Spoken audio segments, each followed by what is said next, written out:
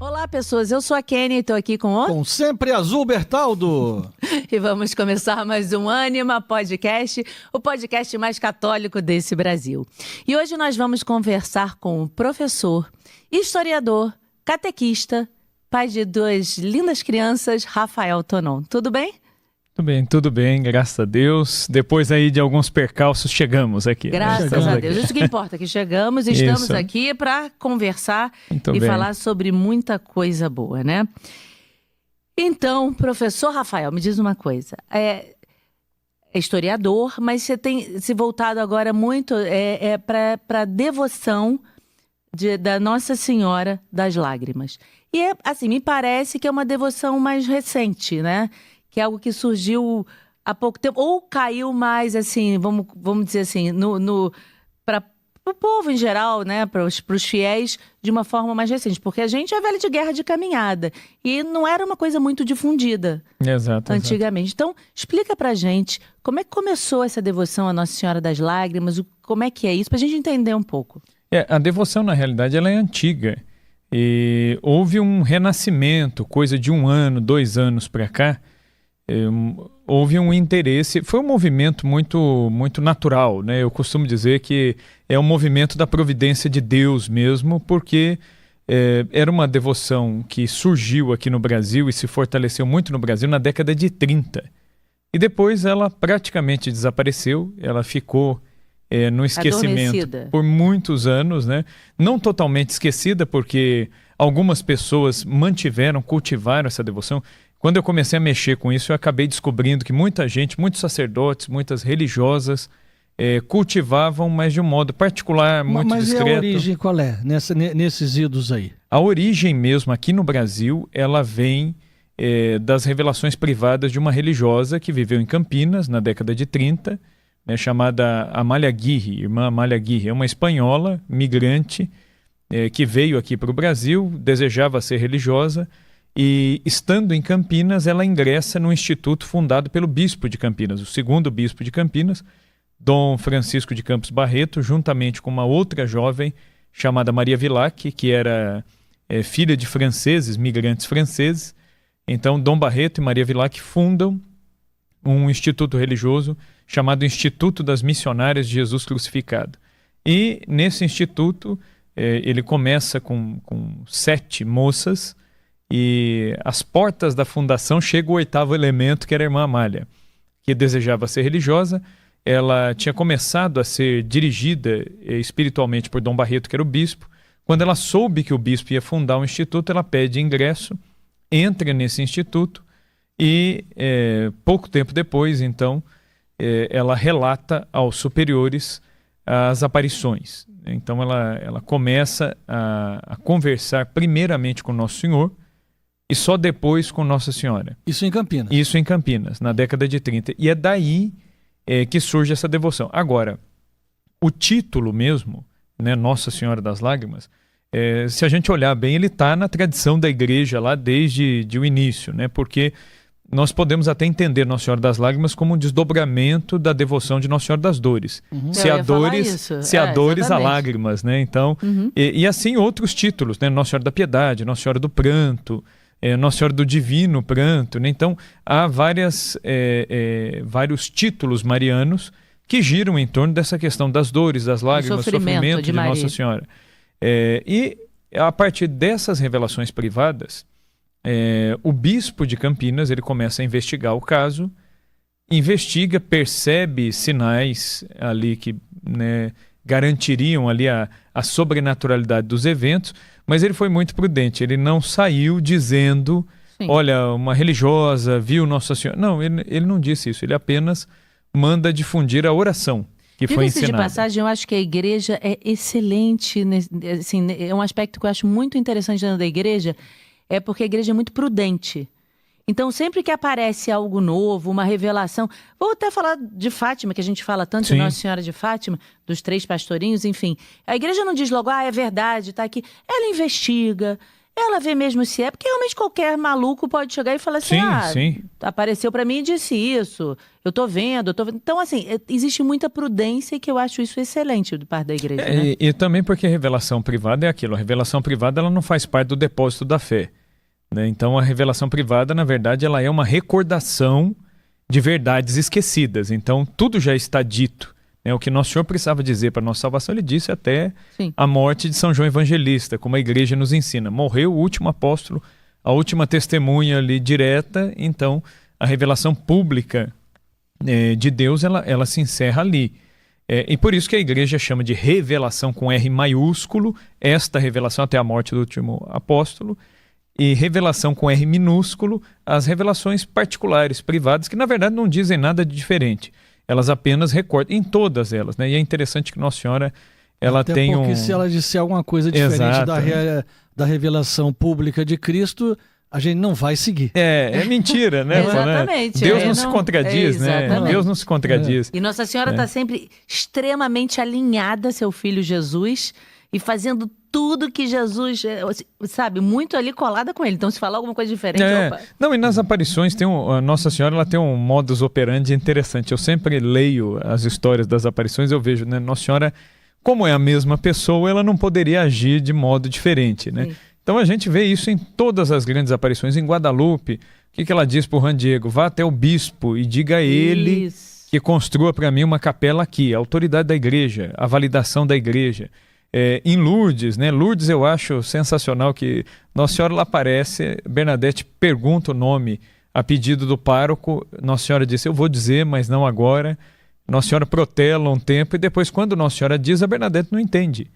E ela vai até a casa paroquial para dizer ao padre o que a senhora da gruta havia dito. E aí é interessante que a Bernadette, ela que era a vidente, ela não soube quem lhe aparecia, a não ser pela boca da igreja, pela voz da igreja, porque foi o pároco que disse para ela. Quando ela chega e diz para o padre, eu sou Imaculada Conceição. O padre disse, mas de onde você ouviu isso? Ele falou, a senhora na gruta me disse isso. Até porque ela era uma moça muito simples, muito simples. Né? Não sabia de nada. E o padre pergunta, falou, minha filha, você sabe o que é isso? Você entendeu o que é isso? Ela falou, não. E aí ele disse, então senta aí que eu vou te explicar. E aí que ela fica sabendo. Então, quer dizer, é pela voz da igreja que Bernadette fica sabendo quem lhe aparecia. Olha que coisa, né? Então, ela via, mas quem diz sim ou não é a igreja. Em Fátima, a mesma coisa, né? Em Fátima é interessante a primeira pergunta, né? E as crianças também eram muito simples, né? E a Lúcia, que era quem conversava com Nossa Senhora, vai dizer justamente, né? Quem ela era, né? De onde ela vinha, né? E ela diz, eu venho do céu. E aí é interessante até a simplicidade. Ela começa com a lista, né? De pessoas perguntando, e fulano, né? Ela diz algo até mais profundo, porque ela diz, sou do céu. Sou do céu, Que é lindo, ou seja, sou. Ela é um estado, né? Quer dizer, está sou nela, do né? céu. Olha que lindo, E é uma coisa assim interessante. E em Campinas há essa revelação privada, e essa revelação privada ela está muito ligada a um evento específico. A religiosa em questão, né, a Amália Aguirre, ela era também uma pessoa muito simples, tinha um certo conhecimento, era alfabetizada, tinha um certo conhecimento, mas assim, muito simples, de uma família muito pobre, mas de pais muito católicos, muito piedosos, e ela veio como imigrante para o Brasil, e ela já tinha alguma coisa de locuções interiores, ela já tinha tido, na ocasião da sua primeira Eucaristia, 2 aparições, uma na véspera e outra no dia. Na véspera da primeira Eucaristia, ela viu Nossa Senhora, então não era algo diferente. Tanto é que, no caso de Campinas, não há esse questionamento que geralmente os videntes fazem. Quem é a senhora? De onde a senhora... ela já sabia quem se tratava, né? Ela havia visto Nossa Senhora na véspera da primeira Eucaristia. Nossa Senhora deu vários conselhos a ela de como ela deveria ser, de como ela deveria se comportar. Isso quando ela era na vida dela. Pequena. Criança ainda. E no dia da primeira Eucaristia, ela viu Nosso Senhor. Ela acabou de comungar e Jesus aparece a primeira vez. E ela, na inocência, a mãe tinha dito que era o dia mais importante da vida dela. E ela, na inocência, ela vê Nosso Senhor, ela voltou radiante e disse para a mãe, nossa, como ele é lindo, e eu não sabia, por que a senhora não me contou que é assim? E a mãe ficou ali, né, sem entender, falou assim, com a inocência até dela, ela imaginando que toda criança que fazia a primeira Eucaristia via Nosso Senhor. Então, para a família, ela era um mistério.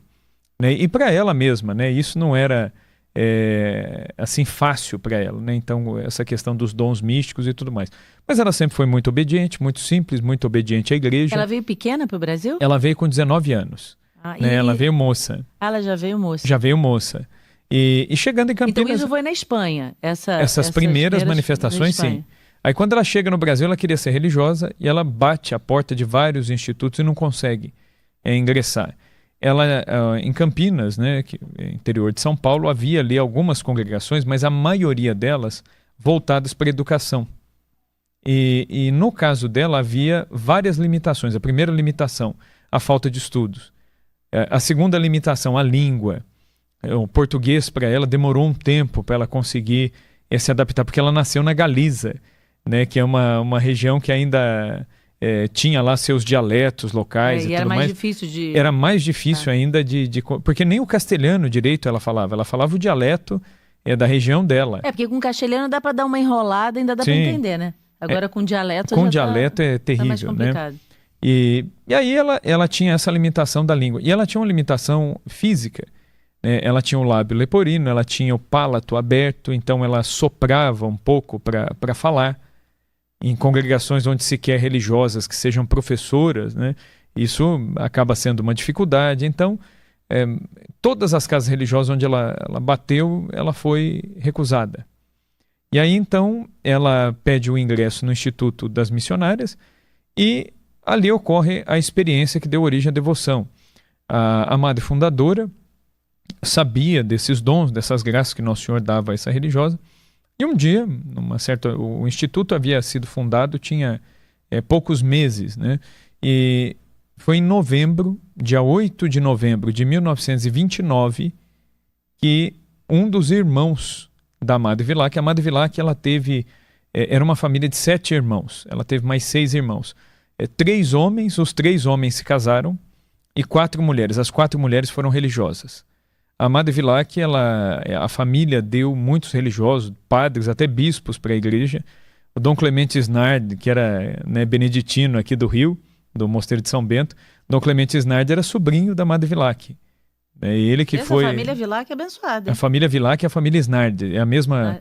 eles eram casados, aí, primos. Claro, entre si, sim, são... do Cadu... Todo mundo, parente de todo mundo. Eles tinham família em Campinas e no Rio. Uhum. E a madre, ela uma mulher muito santa, muito sábia. E num determinado... Nesse dia, 8 de novembro... Que acaba se fundindo depois a família Snard com a Schaffer. Isso, eles têm ligação. Pois é. Eles têm ligação. Exatamente, olha aí. Os santos se encontrando. Os santos a se ligação é que o Beto é casado com a Ângela. Ângela Schaffer, irmã do Guido. E eles são, os Snard e os Vilac, eles são uma mesma família, né, que veio para o Brasil. Que legal, eu não sabia disso. A primeira monja redentorista do Brasil era tia da Madre Maria Vilac, que foi a fundadora, que é a Madre Helene Snard. Ela que fundou o ramo... feminino, né, dos redentoristas, que é contemplativo. Então as monjas redentoristas que vieram aqui para o estado do Rio, em primeiro lugar, é a tia da Madre Vilac, né, a Madre Maria Vilac. Então um dos irmãos da Madre Vilac, ele vai até a portaria do convento, num certo desespero, e vai para pedir orações. Por quê? A esposa, ele já tinha tinha 4 filhos, né, e a esposa estava grávida. E ele recebe um diagnóstico, a esposa passou mal, ele levou para o hospital, não sabiam o que era, e ele recebeu um diagnóstico aterrador na época, porque não havia chance de cirurgia. Ela estava com um tumor severíssimo, muito arraigado no cérebro. E os médicos disseram para ele, olha, nessa situação em que a sua esposa se encontra, o mais prudente a se fazer é que você já comece a preparar as coisas, busque já sepultura, já comece a preparar os seus filhos, porque não há o que fazer. E ele sai do hospital, que ficava a algumas quadras do convento, e vai falar com a irmã. Só que elas eram em 8 religiosas, então chega uma, chegam todas. Todas acabavam ficando sabendo ali do que estava acontecendo. E ele chega ali naquele desespero, aquela situação, e a Madre Vilac, ela pensa primeiro nos sobrinhos. Primeira coisa que ela fala, o que vai ser das crianças? E aí nisso... A irmã Amália, que soube também dessa situação, ela ouve aquilo e ela sente um impulso. Ela narra isso muito nos escritos dela. Quando algum evento, alguma coisa espiritual ia ocorrer, ela sentia com uma certa antecedência que isso ia acontecer. E em algumas situações ela conseguia se preservar, ela conseguia sair da vista do público. Mas quando Nosso Senhor queria se manifestar publicamente, então ela não conseguia. Vinha de uma vez e não era possível. Mas ela pede permissão para a superiora para se retirar, que ela gostaria de rezar um pouquinho. Ela vai até a capela, e na capela ela estende os braços diante do altar, e ela diz para Jesus, sacramentado, ela fala: Jesus, se tiver assim alguma coisa que eu ainda possa fazer por essa mãe, eu estou disposta a trocar a minha vida pela vida dela. Então, se o Senhor quer a vida desta mãe, o Senhor leve a minha vida, mas pela minha vida que esta mãe viva. E aí, nesse momento, né, quem aparece é Nosso Senhor. Nosso Senhor aparece, se manifesta diante dela, e Nosso Senhor vai dizer para ela, né, e ela tinha perguntado a Nosso Senhor o que ela podia fazer. E Nosso Senhor responde, falou assim: se você quer fazer alguma coisa, peça pelas lágrimas da minha mãe. E, bom, só por aí já teríamos a devoção. Sim, já estaria pronto. Com certeza. Né? Mas ela insistiu, né? Ela ainda insiste com o Nosso Senhor. Ela fala: como eu devo rezar? Ela queria ter certeza de que ela seria atendida, então ela diz: como eu devo rezar? E aí Nosso Senhor, ela mesma narra isso aí nos escritos dela. Nosso Senhor se abre, né? Assim, feliz, ele diz assim: minha filha. Isso ela ouvia ou ela via também? Ela via. E aí Nosso Senhor disse para ela: minha filha, eu quero derramar muitas graças neste tempo e em outros tempos que virão. E ele falou: e tudo aquilo que vocês me pedirem pelas lágrimas da minha mãe, eu sou obrigado amorosamente a dar. E ele ainda faz uma comparação, ele diz assim: se vocês que são pecadores se comovem com as lágrimas das mães de vocês, quanto mais eu, em relação às lágrimas da minha mãe, que foi aquela que mais me amou na terra e que mais me ama no céu. E aí ela pergunta, né, como que eu devo rezar? E aí Jesus, ele ensina, ele diz: quando você for pedir qualquer coisa, você diga assim: meu Jesus, ouvi os nossos rogos pelas lágrimas de vossa Mãe Santíssima. E depois você diga assim, né, vede, ó Jesus, que são as lágrimas daquela que mais vos amou na terra e que mais vos ama no céu. Então, Nosso Senhor ensinou essas duas jaculatórias, essas duas orações, e ele disse que ele não poderia negar nada a quem lhe pedisse pelas lágrimas de sua mãe. Muito bem. Essa religiosa, ela comunica aos superiores. Os superiores não revelaram a identidade dela, não falaram, não foi feito nenhum alarde em torno dela. Mas simplesmente pegou-se a oração e os superiores disseram para a comunidade religiosa: bom, tem essa mãe que precisa de orações, e nós temos a oração, então vamos rezar. E aliás, na prudência do bispo, né, e a igreja sempre faz isso, né, qual que é a melhor maneira de saber se alguma coisa é real ou não? Se é uma profecia, a gente espera. Se acontecer, é real. É verdade. Né? Ou se é uma oração ou alguma coisa, e nós aplicamos, e há uma eficácia de santificação, de conversão, de busca dos sacramentos, de busca de Deus, só pode vir de Deus. Né? Não tem cabimento assim, ter outra fonte. Né? O demônio não trabalha contra ele mesmo. Então, o que os superiores disseram? Olha, então vocês sabem da oração, rezem por essa mãe. E as religiosas não sabiam, não existia até então a coroa das lágrimas, o terço das lágrimas. O que existia eram as orações. Então elas começaram a rezar o dia todo. Meu Jesus, ouvi nossos rogos pelas lágrimas de vossa Mãe Santíssima. Vede, ó Jesus, que são as lágrimas daquela. E o tempo todo rezando isso aí. Resultado, passou um tempinho, essa mulher estava curada. Estava inteiramente, completamente curada. E a freira não morreu.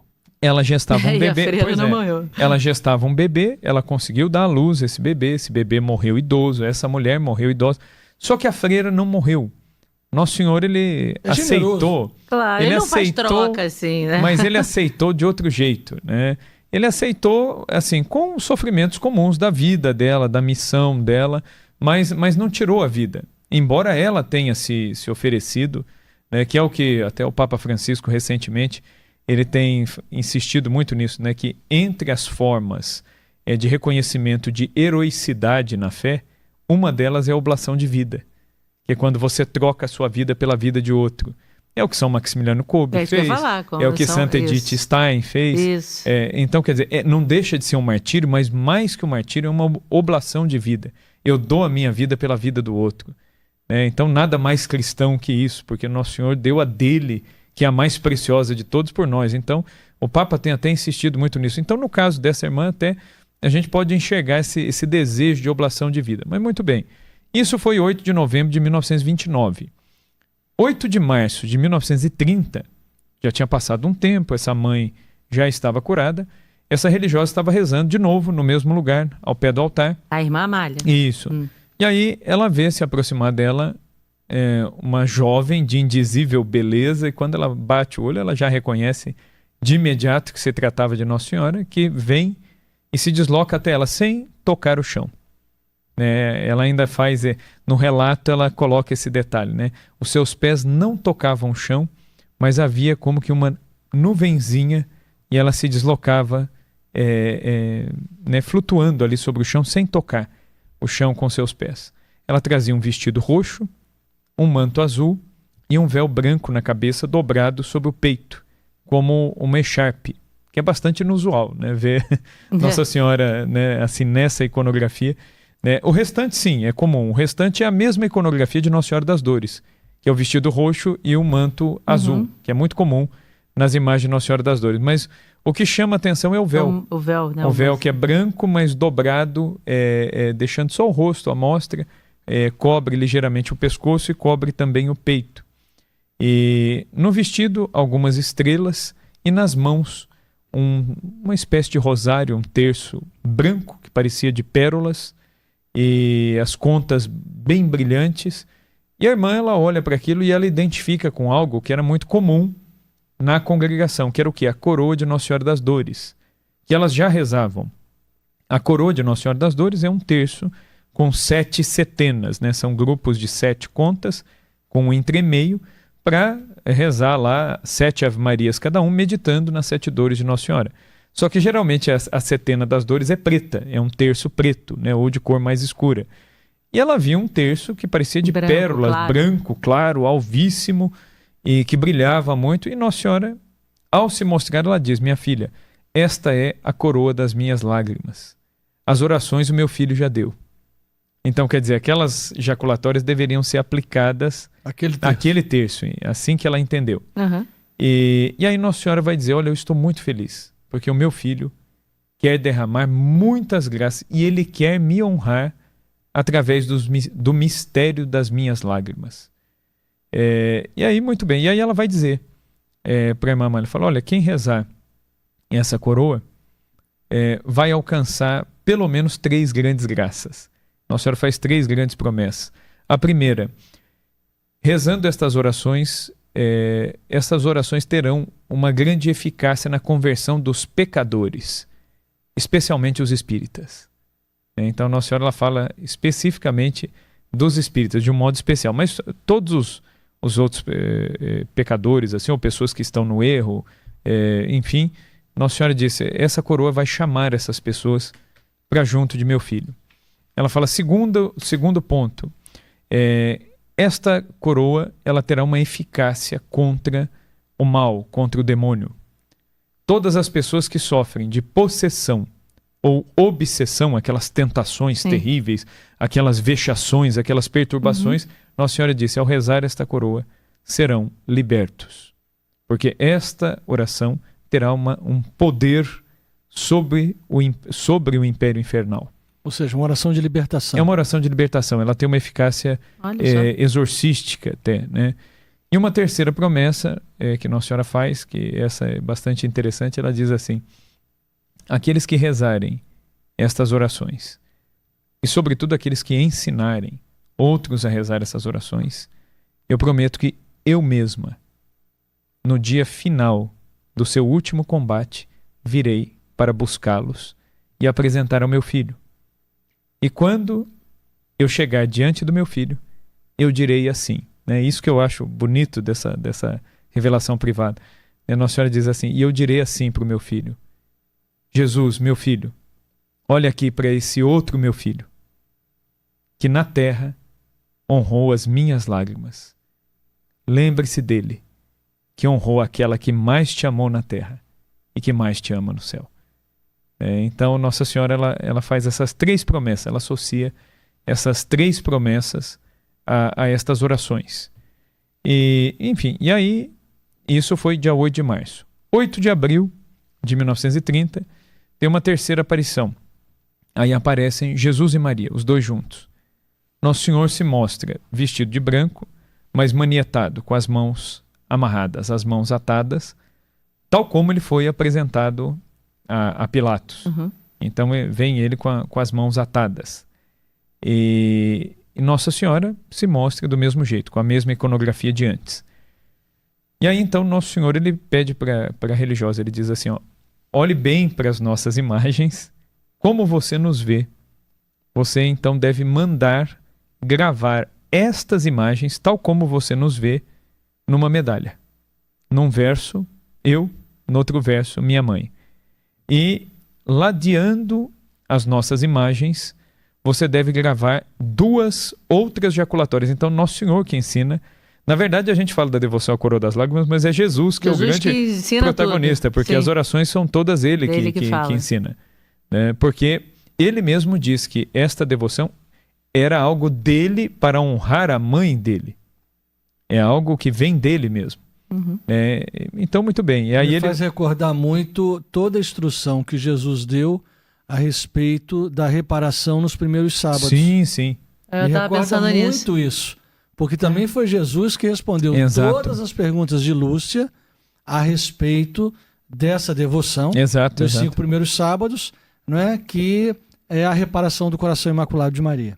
É contra os 5 grandes pecados, né? Que não se fala, né? Uma coisa terrível. Como que se fala pouco? E Jesus mesmo, né? Ele fala aqueles 5 pecados. Pouco, além disso, se fala muito pouco da mensagem de Fátima. Sim. Há muitos devotos, e daí eu não tenho nenhuma dúvida. Ah, sim, sim. Né? Devotos, mas se você começar a fazer uma pergunta mês a mês do que Nossa Senhora falou e depois o que acontece em Pontevedra e Jesus a falar também lá, e Nossa Senhora com a Lúcia sobre o primeiro sábado, ninguém sabe. Exato. É uma coisa terrível. Por isso que a gente tem batido muito nesse assunto, falado muito. A gente tem o nosso livro, que tem que estar aqui. Só até ali atrás. Está ali atrás. Tiraram aqui da mesa, não sei porquê. Tá ali. O que houve? O que houve? Tiraram o livro daqui. Mas enfim.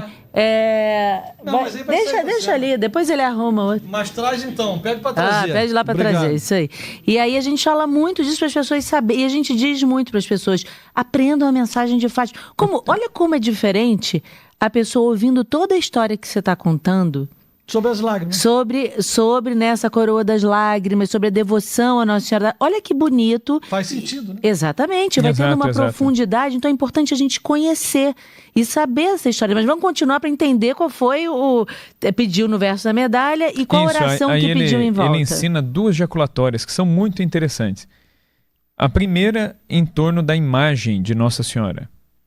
E ele vai dizer: então você deve gravar em torno da imagem da minha mãe a seguinte invocação: ó Virgem dolorosíssima, as vossas lágrimas derrubaram o império infernal. Então isso, né, explica até esse caráter de libertação, de poder sobre o mal, que Nossa Senhora mesma havia prometido. Então Jesus ele pede para invocar Nossa Senhora assim: ó Virgem dolorosíssima. Então, Nossa Senhora das Dores, a referência às dores de Maria. As vossas lágrimas derrubaram o império infernal. Né? Então, isso é interessantíssimo, assim, essa ligação. E depois, em torno da imagem dele, ele manda gravar uma jaculatória que não coube.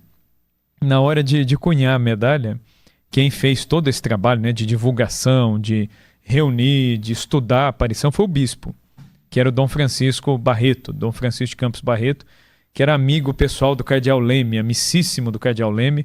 E Dom Barreto, nessa altura, ele pega então aquela invocação que Jesus revelou e ele corrigiu, digamos assim, ele diminuiu a invocação para poder caber. O ourives não conseguiu colocar. né, ele falou a mesma coisa, toda, só que um pouco mais enxuto. Reduzido. Porque Jesus pediu para colocar a seguinte ejaculatória, né? Por vossa mansidão divina, ó Jesus manietado, salvai a pátria brasileira do erro que a ameaça.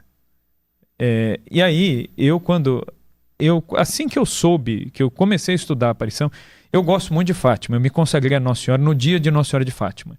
Eu acho que das aparições marianas, a que eu mais li, a que eu mais vi foi Fátima. Até por todo um histórico familiar, desde criança, enfim, em casa todo mundo gostava, então...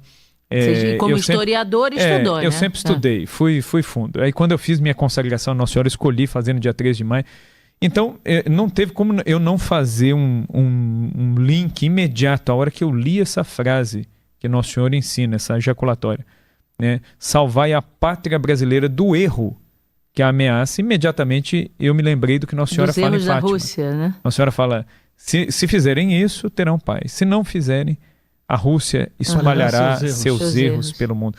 E aí eu lembrei justamente desses erros, né? Eu falei, será que seriam esses mesmos erros, né, que Nossa Senhora fala em 1917 e Nosso Senhor falaria em 1930, né? Então eu comecei até a estudar, a pensar nesse contexto do que seriam esses erros. Não vou nem lhe falar possivelmente, eu vou lhe falar certamente. Não tem nenhuma dúvida disso. É dessa preocupação mundial que Nossa Senhora falava. Exato. E se nós olharmos o ano de 2023, mais precisamente o dia 13 de outubro, nós vamos olhar um mapa mundi que Nossa Senhora já disse em 1917. Exato. E que Nosso Senhor falou já em 1930. É uma coisa assim impressionante, assim, né? Como que tudo se liga, né? Exatamente ligado. E aí na hora de cunhar a medalha não coube, mas aí o que Dom Barreto fez? Ele falou, vamos abranger. Então ele manda colocar, por vossa mansidão divina, ó Jesus manietado, salvai o mundo do erro que o ameaça. Né? Então ao invés de restringir só a pátria brasileira, salvai o mundo. Mas a frase não ficou do mesmo tamanho? Ficou um pouco menor. Só mudou Brasil pátria brasileira. Pátria brasileira para o mundo. Porque Jesus ele fala nestas palavras, textualmente é pátria brasileira. Ele não fala o Brasil, ele fala pátria brasileira. Eu sei que o bispo tem todo o poder na igreja e com toda a vênia, o senhor bispo, né? Mas a frase foi ditada por Jesus. Né? Pois é. Nada a vênia aí, nada. Quem sou eu para imaginar que o bispo não podia, digamos, alargar os horizontes. Sim, sim. Né? Mas, levando em consideração quem disse a frase, né? Não, mas esse é um problema crônico das aparições, né? Porque na Medalha Milagrosa aconteceu exatamente a mesma coisa, né? Nossa Senhora aparece, ela mostra como ela queria ser representada. Na hora que foi feita a medalha, Catarina Labouré, ela sempre ficou oculta, né? Ninguém sabia, nem as irmãs sabiam quem era vidente. Eles sabiam que tinha uma religiosa viva entre elas ali, e que uma delas era a vidente a quem Nossa Senhora revelou a medalha milagrosa. Mas ninguém sabia que era Catarina Labouré. E quando o padre Aladel, que era o diretor espiritual dela, cunhou a medalha e distribuiu para todas as freiras, ela recebeu junto com as outras, né? Dessa história eu não sabia. Ela não teve o privilégio de receber antes, então ela não revisou a medalha. Quando a Labouré recebeu a medalha, ela se surpreendeu, ela falou, não, mas não foi isso. Aí todo mundo olhou pra ela. E aí na hora ela guardou pra ela. Ficou quietinha. E na confissão. Ela não era sanguínea, porque se fosse ela não foi isso, não. Ela era mais tranquila. Pois é. E aí ela foi na confissão, ela falou pro padre Aladel, falou, né, o padre José Maria Aladel, falou, padre, mas o que o senhor aprontou? Nossa Senhora mandou cunhar de um jeito. E aí ele falou, então, de fato, Nossa Senhora mandou cunhar de um jeito, mas é uma iconografia diferente. Ele falou, então resolvi pegar uma iconografia já mais conhecida e mais universal, assim o senhor arcebispo de Paris não vai colocar nenhum empecilho. Então eu fiz assim. E o que estava diferente? Na verdade, Nossa Senhora, ela aparece e pede para ser colocada na medalha milagrosa de pé sobre um globo, esmagando a cabeça da serpente e nas mãos segurando outro globo com uma cruz. Era assim. Que tem, inclusive, que tem lá em Rui do Baque. Em Rui do Baque, sobre o altar onde está o corpo incorrupto lá da Labouré, a imagem que está em cima é essa. Era assim que Nossa Senhora queria ser representada. Mas o padre Aladel colocou Nossa Senhora... Porque, de fato, na aparição, a última aparição, a de dezembro de 1830, ela fala das graças e abaixa as mãos e estende as mãos. Esta imagem de Nossa Senhora com as mãos estendidas já era uma iconografia utilizada antes mesmo da aparição de Nossa Senhora das Graças. Já existia. Na França, pelo menos, já era popular. Então o Padre Aladel falou, olha, para não criar caso com o arcebispo, então eu já peguei essa iconografia que ela é mais conhecida. E aí o bispo deixou cunhar a medalha. E depois ele mesmo ficou numa certa crise de consciência, quando ele viu a reprovação da Catarina Labouré, e ele aconselhou a Catarina Labouré, falou, minha filha, então quando você rezar, pergunte a Nossa Senhora, né, se ela tá tem algum problema, comigo. Nossa Senhora tá chateada com o padre lá. Volta para trás, velho. E aí a Catarina Labouré pergunta a Nossa Senhora, e ela tem uma locução interior, e Nossa Senhora diz a ela o seguinte, falou, não, diga ao padre que fique tranquilo, pode cunhar as medalhas assim, as graças serão as mesmas, do mesmo jeito. Aí o padre ufa. E aí o padre ficou mais tranquilo, e assim a medalha milagrosa ficou do jeito que a gente conhece. Mas tem uma intervenção. E no caso das lágrimas, né, da devoção de Nossa Senhora das Lágrimas, na medalha de Jesus manietado, existe essa intervenção. Pátria brasileira pelo mundo. Que aí também a irmã Amália era muito simples, muito retraída. Ela só se ateve a comentar com uma certa tristeza, assim, mas não ficou a frase exata. E aí o bispo também vai dizer a ela, falou, então, depois rezando, pergunte a Nosso Senhor se as graças são as mesmas, se está liberado. E Nosso Senhor diz que sim, que falou, as graças são as mesmas, enfim, é só... Bom, se o autor de tudo, né? Falou que tá, então tá bom. E aí, enfim... Se ele permitiu, tá bom. E aí a coisa foi difundida. Ele entendeu, não coube a ficar apertado ali, não, tá bom. Mas depende da língua também, né? Em algumas línguas ele mandou cunhar em 6 idiomas. E em alguns idiomas ficou mais enxuto, em outros fica muito grande, né? Em alemão fica enorme a frase, né? Então de todo jeito teve, dependendo da língua, alguma adaptação, né? Mas enfim... Mas eu imagino que as pessoas que receberam... A Lúcia era assim, né? Muito fiel àquilo que Nossa Senhora falou. Sim, sim. Então, eu imagino que se tivesse falado para a Lúcia, olha, tanto que a imagem, né? Faz a imagem... Não, quando eles desenham a imagem do anjo que aparece de Portugal. Aí ela vira e fala assim, não tem asa. Não tem asa. O anjo não apareceu de asa. Você está entendendo? É muito fiel a isso. Porque quando uma pessoa vê... qualquer um de nós, né? Que fosse. Se você visse Nosso Senhor, ele dissesse para você, olha, o negócio é o seguinte, amigo, faz uma medalha, você coloca isso. É como você está vendo. Você vai fazer vai o quê? Obedecer direitinho. Você vai mudar a medalha? Exato. Né? Aí, como foi um terceiro que fez... E é o problema das imagens, né? Em Lourdes, em Fátima teve isso, né? Quando fazem as imagens, geralmente os videntes, não, assim não. Não era bem até isso. acertar, a imagem a coisa de Nossa não Senhora sai, de né? Fátima mesmo, eles disseram, que a irmã Lúcia falou assim, não é tão bonita quanto ela, né? Mas tá tudo bem, vai por aí. Como se fosse, tá bom, vai por aí. E também a roupa depois foi um pouco mudada. Sim. Entendeu? E aí a turma vai adaptando. Porque conta a história que Nossa Senhora apareceu... Nossa Senhora, ela gosta de aparecer muito como o povo daquela região. Até para não assustar, né? Ainda mais 3 crianças. Então, conta-se que no início, Nossa Senhora tinha... As portuguesas usavam muito brinco de argola. Brinco de argola, exato. Que aparecia um pouco da canela... Isso porque elas usavam a saia curta com vários saiotes, né? Curta, assim, parecia um pouco da canela. Né? Isso, um pouquinho assim da canela.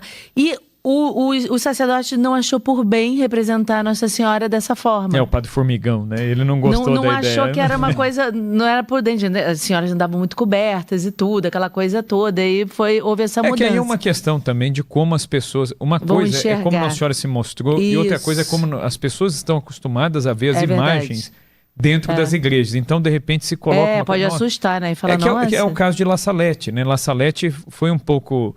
problemático, porque Nossa Senhora estava com um avental, e aí as pessoas quando viam aquilo, né, até os padres ficavam naquela, mas vai representar a imagem assim?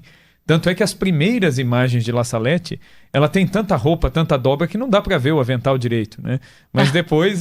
Mas tinha, lá no fundo tinha. Mas depois eles foram deixando mais de acordo com aquilo que foi visto, as primeiras imagens de Nossa Senhora de Fátima, que foram feitas, inclusive a que está na Capelinha de Portugal, ela tinha uma sandália no pé. Sim. Quando restauraram, tiraram a sandália. Aí depois foram... Tanto é que quando você vê uma imagem de Fátima, que tem sandália no pé, tem uma tirinha assim, fazendo uma sandália, pode ter certeza que aquela imagem é daquela época lá atrás. Ela foi tirada tirada como aquele primeiro molde, que é o Tedim que fez. Isso. Inclusive de Nossa Senhora das Lágrimas, quem fez a imagem, a primeira de Nossa Senhora das Lágrimas foi o Tedim. Ah, foi? O mesmo que fez a imagem da Capelinha das Aparições. Eu não sabia. Ele fez a de Nossa Senhora das Lágrimas. Que lindo. Um detalhe curiosíssimo, né, que une o Brasil e Portugal espiritualmente, eu falo bastante disso.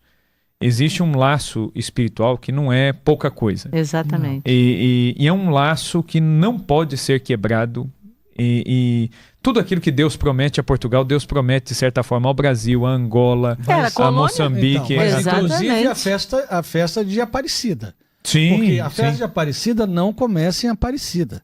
A festa de Aparecida começa com a Imaculada Conceição de Vila Viçosa, sendo coroada rainha e padroeira de Portugal e do reino. Do reino todo. Portanto, também do Brasil. Sim. Nossa Senhora, que não é boba nem nada e sabia que a turma ia se separar, 100 anos depois quase, faz com que apareça a Imaculada Conceição, aquela mesma de Vila Viçosa, no Rio Paraíba. Exato. E que em 1930 vai ser coroada pelo Getúlio Vargas no Monte Castelo. E essa vitória a que Dom João IV se refere lá atrás e que vai coroar a imagem da Imaculada Conceição de Vila Viçosa com a coroa do rei, e o rei passa a não usar a coroa, é contra o exército castelão.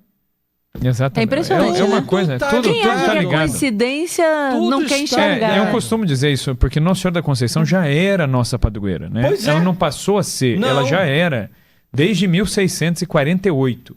Ele ganha a guerra em 1640 e ele cumpre a promessa em 48. Exatamente. Né? Então, é uma porque atribui a Imaculada Conceição. Aquela Imaculada Conceição que já havia sido colocada em Vila Viçosa, se não me falha a memória, pelo Condestável. Isso, pelo São Nuno. O Nuno de Santa Maria. São Nuno de Álvares Pereira. Nuno Álvares Pereira, que vence contra os islâmicos. Isso, a batalha de Aljubarrota. Você vê que a coisa vai andando... E é um carmelita. E é um carmelita. E em Fátima, Nossa Senhora, na aparição de 13 de outubro, entre as várias iconografias dela que ela mostra Nossa Senhora do Carmo. Do Carmo. Isso. Dores e Carmo. Dores e Carmo. Então, e isso está muito presente, entrelaça-se assim nessas manifestações, nessa coisa toda. Brasil e Portugal, esses laços espirituais... Mas ainda tem mais um dado importante para a mesa. 10 de junho de 1929, é colocada na igreja do Senhor Santo Cristo dos Milagres, no Rio de Janeiro, a primeira imagem de Fátima a culto público fora de Portugal. Olha que coisa, no Brasil. Não, no mundo. No mundo. Fora de Portugal, primeiro local do mundo, 10 de junho de 1929, cidade do Rio de Janeiro. Olha que coisa. Aí veja que Capital, que era na capital federal. Exatamente. Outro dado importante. Bom, pelo menos para nós, né? Para nós? Não, mas para a igreja toda, o bispo que celebra a missa é o bispo auxiliar do Rio de Janeiro. E quem faz a homilia desta missa é o pró-vigário-geral da paróquia Nossa Senhora de Copacabana. Dando um salto para 1987, nasce na paróquia de Copacabana a Tarde com Maria, com o Coração Imaculado de Maria. E a Tarde com Maria, 20 anos depois, constrói a Capela das Aparições, é a única réplica no mundo, é a que está aqui. E depois, nessa Capela das Aparições, o Papa Francisco, a um pedido de Dom Orani que nós fizemos, ele excetua, então, o culto aos beatos Francisco e Jacinta. Então, tem em Fátima obrigatório, em Portugal facultativo, no resto do mundo proibido, e aqui facultativo. Era permitido, mas era permitido. Só aqui, na Capela das Aparições. Nem no Rio de Janeiro, na Capela das Aparições. Não, só na Capela das Aparições, e resto nenhum do mundo mais. Enquanto beatos. Exato, né? exato, porque o culto é restrito. O culto é restrito. Mas como era um culto facultativo, usando os documentos, as leituras de Fátima, ainda em português de Portugal, só que como nós é que pedimos ao Papa, óbvio que para nós se tornava obrigatório. Exato. Então veja quanta coisa. Não, a primeira imagem de Nossa Senhora de Fátima, isso aí vocês sabem, né, lá da Capelinha das Aparições, ela foi feita com cedro vermelho do Brasil. Sim. Exatamente. É madeira do Brasil que representou Nossa Senhora de Fátima. A Basílica de Aparecida, a Basílica Nova, quando foi benta a pedra fundamental da Basílica Nova, o cardeal Mota, que era o cardeal arcebispo de São Paulo, quem ele chama para benzer, rezar a missa e lançar a pedra fundamental? O cardeal Cerejeira, que era o patriarca de Lisboa, e o cardeal Cerejeira trouxe uma caixa, um estojo de madeira, com folhas da azinheira, da aparição e terra de Fátima. Então, debaixo da Basílica de Aparecida, padroeira do Brasil, está a terra de Fátima. Olha então, isso. Há uma ligação entre esses dois santuários, assim, que é Tanto é que também no Santuário de Fátima tem a imagem, né, de Nossa Senhora Aparecida, e no Santuário de Fátima Aparecida tem Fátima, né? Tem, exatamente. E o interessante é que nós descobrimos em Fátima uma tapeçaria dos anos 40 ou 50, né? Uma tapeçaria que retrata a Capela das Aparições com palmeiras, como tem aqui. Lá não tem palmeira. Pois é, olha que coisa. A tapeçaria está lá. Se você for no prédio do Carmo, de Nossa Senhora do Carmo, a tapeçaria está na parede. É impressionante, né? E aí tem palmeiras. Foi o símbolo, nosso símbolo brasileiro. Não tem palmeiras. E aqui tem as palmeiras. E aí foi o próprio... foi o Marco Daniel que viu, eu acho, não foi? Ele olhou e falou assim, gente, que eles puseram numa exposição.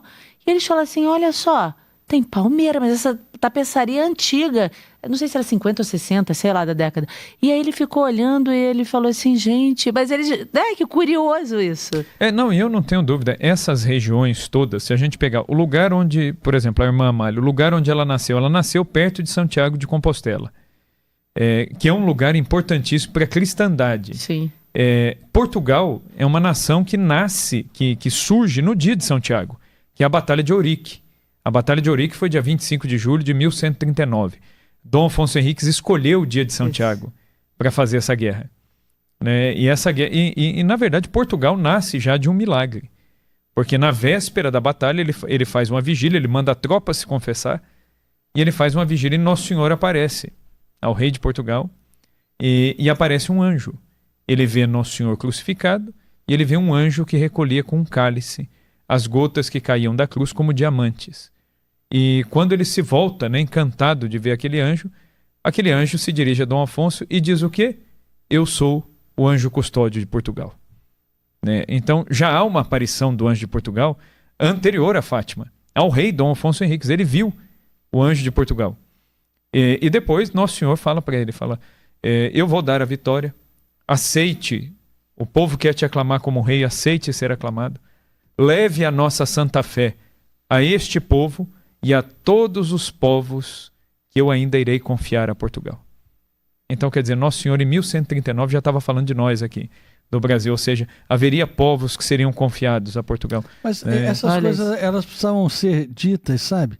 Porque, assim, claro, é óbvio que em 1717 é retirado do Rio a imagem da Imaculada Conceição. Mas as pessoas pensam que a história começou ali, ela não começou ali. E, na verdade, tem uma curiosidade interessantíssima. Quando foram restaurar a imagem de Nossa Senhora Aparecida, no atentado de 78, eles descobriram as cores originais. E Dom João IV, em Portugal, ele... Até aquela questão de o Estado e a Igreja está muito intrincado, então, às vezes os reis também acabavam determinando alguma coisa. E o rei de Portugal, ele determinou a iconografia oficial da padroeira de Portugal. Ela deveria ter sempre o vestido branco, o manto azul, e o forro do manto deveria ser grená. Essas cores estão na imagem de Aparecida. Né? Então, quer dizer, a imagem de Aparecida, até pelo estilo de escultura, ela é do século XVII, que é a época em que o padroado foi proclamado, e ela foi pintada nas cores oficiais que o rei de Portugal pediu. Então, isso está presente na imagem da padroeira do Brasil. É claro que a gente, hoje em dia, não consegue ver isso tão claramente, só uma análise técnica faz isso. Até porque ela escureceu muito pelo tempo que ficou debaixo d'água. Sim, e também tem a representatividade dela ter aparecido num momento da escravidão. Sim. E por isso, é minha mãe preta, minha mãezinha preta. Isso. Que é coisa de ser negra para poder... É pelo povo que estava sofrendo, né? Como Guadalupe, que Nossa Senhora aparece como uma indígena. Né? Exatamente, aquele povo que era tão deixado de lado. Não, em Aparecida eu costumo dizer que a imagem de Aparecida, né? O pessoal fala, mas no Brasil nós não temos uma mensagem tão clara. Não, tem. Em Aparecida a mensagem está na imagem. Sim, verdade. A própria mensagem é a imagem. É verdade. E a imagem, ela é um resumo do povo brasileiro. Porque você olha, a imagem é negra, o elemento negro, que construiu o Brasil, que contribuiu tanto, né, e que sofreu muito, sim, sim. Né, aqui no Brasil. Então o elemento negro está ali. Aquela que é escrava do Senhor aparece negra como os escravos na época, né? Ela tem um elemento europeu. O vestido de Nossa Senhora Aparecida é um vestido europeu. Ele tem as dobras, toda a questão das pregas e tudo mais, é a vestimenta europeia. E no cabelo, Nossa Senhora traz flor de maracujá. Ela tem no cabelinho as flores de maracujá, né, amarrando um coque, que era típico, né, das Índias amarrarem o cabelo nas festividades, enfeitando com flores. Então você tem na imagem de Aparecida o elemento indígena, o elemento europeu e o elemento negro. É o que constituiu o povo brasileiro, né? Então eu costumo dizer que não poderia ser outra imagem a representar melhor o nosso povo do que a imagem de Aparecida. Exatamente, desse mix que é o Brasil. Ela resume ali, tudo que tem no Brasil está ali, de certa forma, representado nela, né? E depois outras, né, mariofanias, né, que a gente fala, né, no Brasil. Tem essa questão de Nossa Senhora das Lágrimas em Campinas, tem Simbres em 1936, 6 anos depois, mas tem outras, né? Por exemplo, uma mariofania, a primeira manifestação de Nossa Senhora no Brasil, ela se deu na Bahia. É super desconhecido, eu fico até triste de ver que pouca gente visita, devia ser um santuário, que é a Igreja da Graça em Salvador. A primeira manifestação de Nossa Senhora em terras brasileiras se deu lá. Porque o primeiro casal, né, que a gente pode dizer de brasileiros modernos, não povos originários, mas os brasileiros modernos, frutos dessa mistura, quem foi o primeiro casal? O Diogo Álvares, um náufrago português, e a índia Catarina Paraguaçu, que se converteu, se batizou como cristã, católica, e eles geraram, foi o primeiro casal casado na igreja aqui no Brasil e que geraram filhos mestiços, que são os primeiros católicos brasileiros, filho de português com índio. A Catarina Paraguaçu, ela teve um sonho, um determinado dia, em que ela via 8 náufragos, 8 homens que chegavam assim encharcados, cansados, exauridos na praia, perto de onde eles moravam. E junto deles, eles iam saindo da água, junto deles saía uma mulher, uma moça, com um menino, um bebê no colo. E no sonho, a Catarina Paraguaçu, ela ficava intrigada que todos estavam cansados, molhados, e essa moça, ela saía da água e não se molhava. E ela ficou pensando o que isso pode significar. E ela disse para o Diogo Álvares, né, o esposo, falou assim, o Caramuru, né, falou, manda alguém na praia para ver se não tem náufragos. E ele mandou, fizeram uma busca, falou, não tem nada não, é só um sonho. Segundo dia ela tem o mesmo sonho, terceiro dia o mesmo sonho. E aí ela falou para ele, não, você tem que ir olhar tal, porque tem alguma coisa, não é possível, está repetindo. Ele falou, não, é coisa da sua cabeça, isso aí não é nada. Dali a pouco chega o Diogo Álvares, ele foi nomeado como chefe dos índios, né? Os índios o reconheceram como chefe. Dali a pouco chega um índio e chama, falou, olha chefe, o senhor precisa ver aqui, nós acabamos de resgatar 8 homens. E aí chegam aqueles 8 homens, a Catarina Paraguaçu, quando bate o olho, vê encharcados, cansados, ela fala, são eles. São os homens do sonho. E ela ficou esperando cadê a mulher com o menino. Falou, e a mulher com o menino que veio junto com vocês? E eles disseram, não tem nenhuma mulher com o menino. E esse barco deles que afunda era uma embarcação espanhola. Eles todos eram espanhóis, estavam vindo para a América do Sul. E a embarcação se chamava Anunciação. Né? Anunciação. Olha o mistério, né? E dali a pouco chegam os índios com uma caixa e falam para Catarina Paraguaçu, olha, nós pegamos essa caixa, ela estava boiando ali, deve ser do navio deles, e abrimos, vem cá para a senhora ver o que nós achamos. Em cima da tampa da caixa estava seca, embora a caixa estivesse na água, não entrou água na caixa, estava seca, uma grande imagem de Nossa Senhora de azul e branco com o menino Jesus no colo. Que a Catarina Paraguaçu deu o nome a esta imagem de Nossa Senhora da Graça, por conta da graça da salvação desses homens. Então, ela entendeu que era uma primeira manifestação de Nossa Senhora. E o que ela fez? Ela falou, então nós vamos dedicar esse morro, que é o Morro da Graça, hoje lá em Salvador, pertence aos beneditinos. Ela falou, não, eu vou mandar construir aqui uma casa para ela. E constrói a capela de Nossa Senhora da Graça. Nesta capela estão sepultados o Diogo Álvares e a Catarina Paraguaçu aos pés da imagem que eles encontraram. Então a primeira imagem, qual o tamanho dessa imagem? A imagem está lá? Está lá. Qual o tamanho dessa imagem? É uma imagem de uns 80 centímetros, mais ou menos. Ela é grande, ela não é pequena não. E é uma imagem bonita, barroca. Gente, eu estive em Salvador e não conhecia essa história. É a Igreja da Graça. Eu estou adorando. É a primeira manifestação. Tem o Morro da Graça, tem a Igreja da Graça, mas não sabia dessa história toda. A primeira manifestação de Nossa Senhora no Brasil foi ali, né? Na cidade de Salvador. onde hoje é a cidade de Salvador, que foi capital do Brasil. Gente, essas histórias são muito legais e é bacana a gente aprender. Quando eu estive em Portugal, que eu fiz um tour foi bem legal. Acho que é Alcobaça, a cidade. Alcobaça, que tá sim. Pedro e Inês, que estão enterrados. Sim, Inês Pereira. Quando o rapaz, o guia, contou a história, eu fiquei encantada, né? Porque ele se eu contar a história errada, me corrija, porque eu tô na frente do historiador, vamos ver se eu tô falando certo. Se eu tô falando certo. Pedro queria se casar com Inês, mas o rei, que era o pai dele, prometeu para, acho que era Catarina, não é? Isso. E aí obriga ele a se casar com a Catarina. Mas aí ele foi escondido e se casou com Inês. Quando o pai descobriu, chama lá os asseclas dele e fala assim, mata Inês. Os caras obedeceram, né? O rei mandou, vai lá, mata Inês. O Pedro ficou morto de raiva com aquilo. Quando o pai dele morreu, eu nem sei se ele chegou a casar com a Catarina, casou? Não me lembro se ele casou. Também não lembro. Não lembro. Quando o pai dele morre, que ele assume como rei, ele manda desenterrar Inês e chama os caras que mataram, manda eles se ajoelhar e beijar a mão de Inês, imagina, do cadáver lá, né, do esqueleto, e depois ele manda matar eles. Não é isso? Não é? Tô falando certo? E aí eles tá aqui a igreja, tá Pedro de um lado, Inês do outro, aqui a nave central. Ele disse que ele queria que o túmulo de cada um ficasse exatamente nessa posição para, na ressurreição final, quando eles se levantassem dos túmulos... diante do outro. Diante do outro, eles se vissem. Exato. Olha a história. Eu fiquei assim, eu falei, gente... E daí vem a expressão, agora Inês é morta, né? Agora Inês é morta. Que a gente tanto fala, agora Inês é morta. Agora Inês é morta. Não é? Mas quando a gente começa a olhar isso... é muito... Gente, a história é muito rica. E porque a gente olha, às vezes, até eu falo muito isso, eu bato muito nisso da questão do Brasil. Porque às vezes a gente tem aquela coisa assim... porque no Brasil, poxa, Nossa Senhora não falou aqui, Nossa Senhora... por exemplo, Fátima, Nossa Senhora, o que ela promete lá, os laços espirituais do Brasil com Fátima, não são laços políticos. Eu entendo perfeitamente que o que Nossa Senhora promete lá se estende aqui. Por exemplo, quando Nossa Senhora fala no segredo, né, a última frase que fica do segredo, fala, aquilo se estende a nós. Nossa Senhora fala, em Portugal não se perderá o dogma da fé. Aqui também não, nós somos filhos de Portugal. Nós herdamos essa mesma...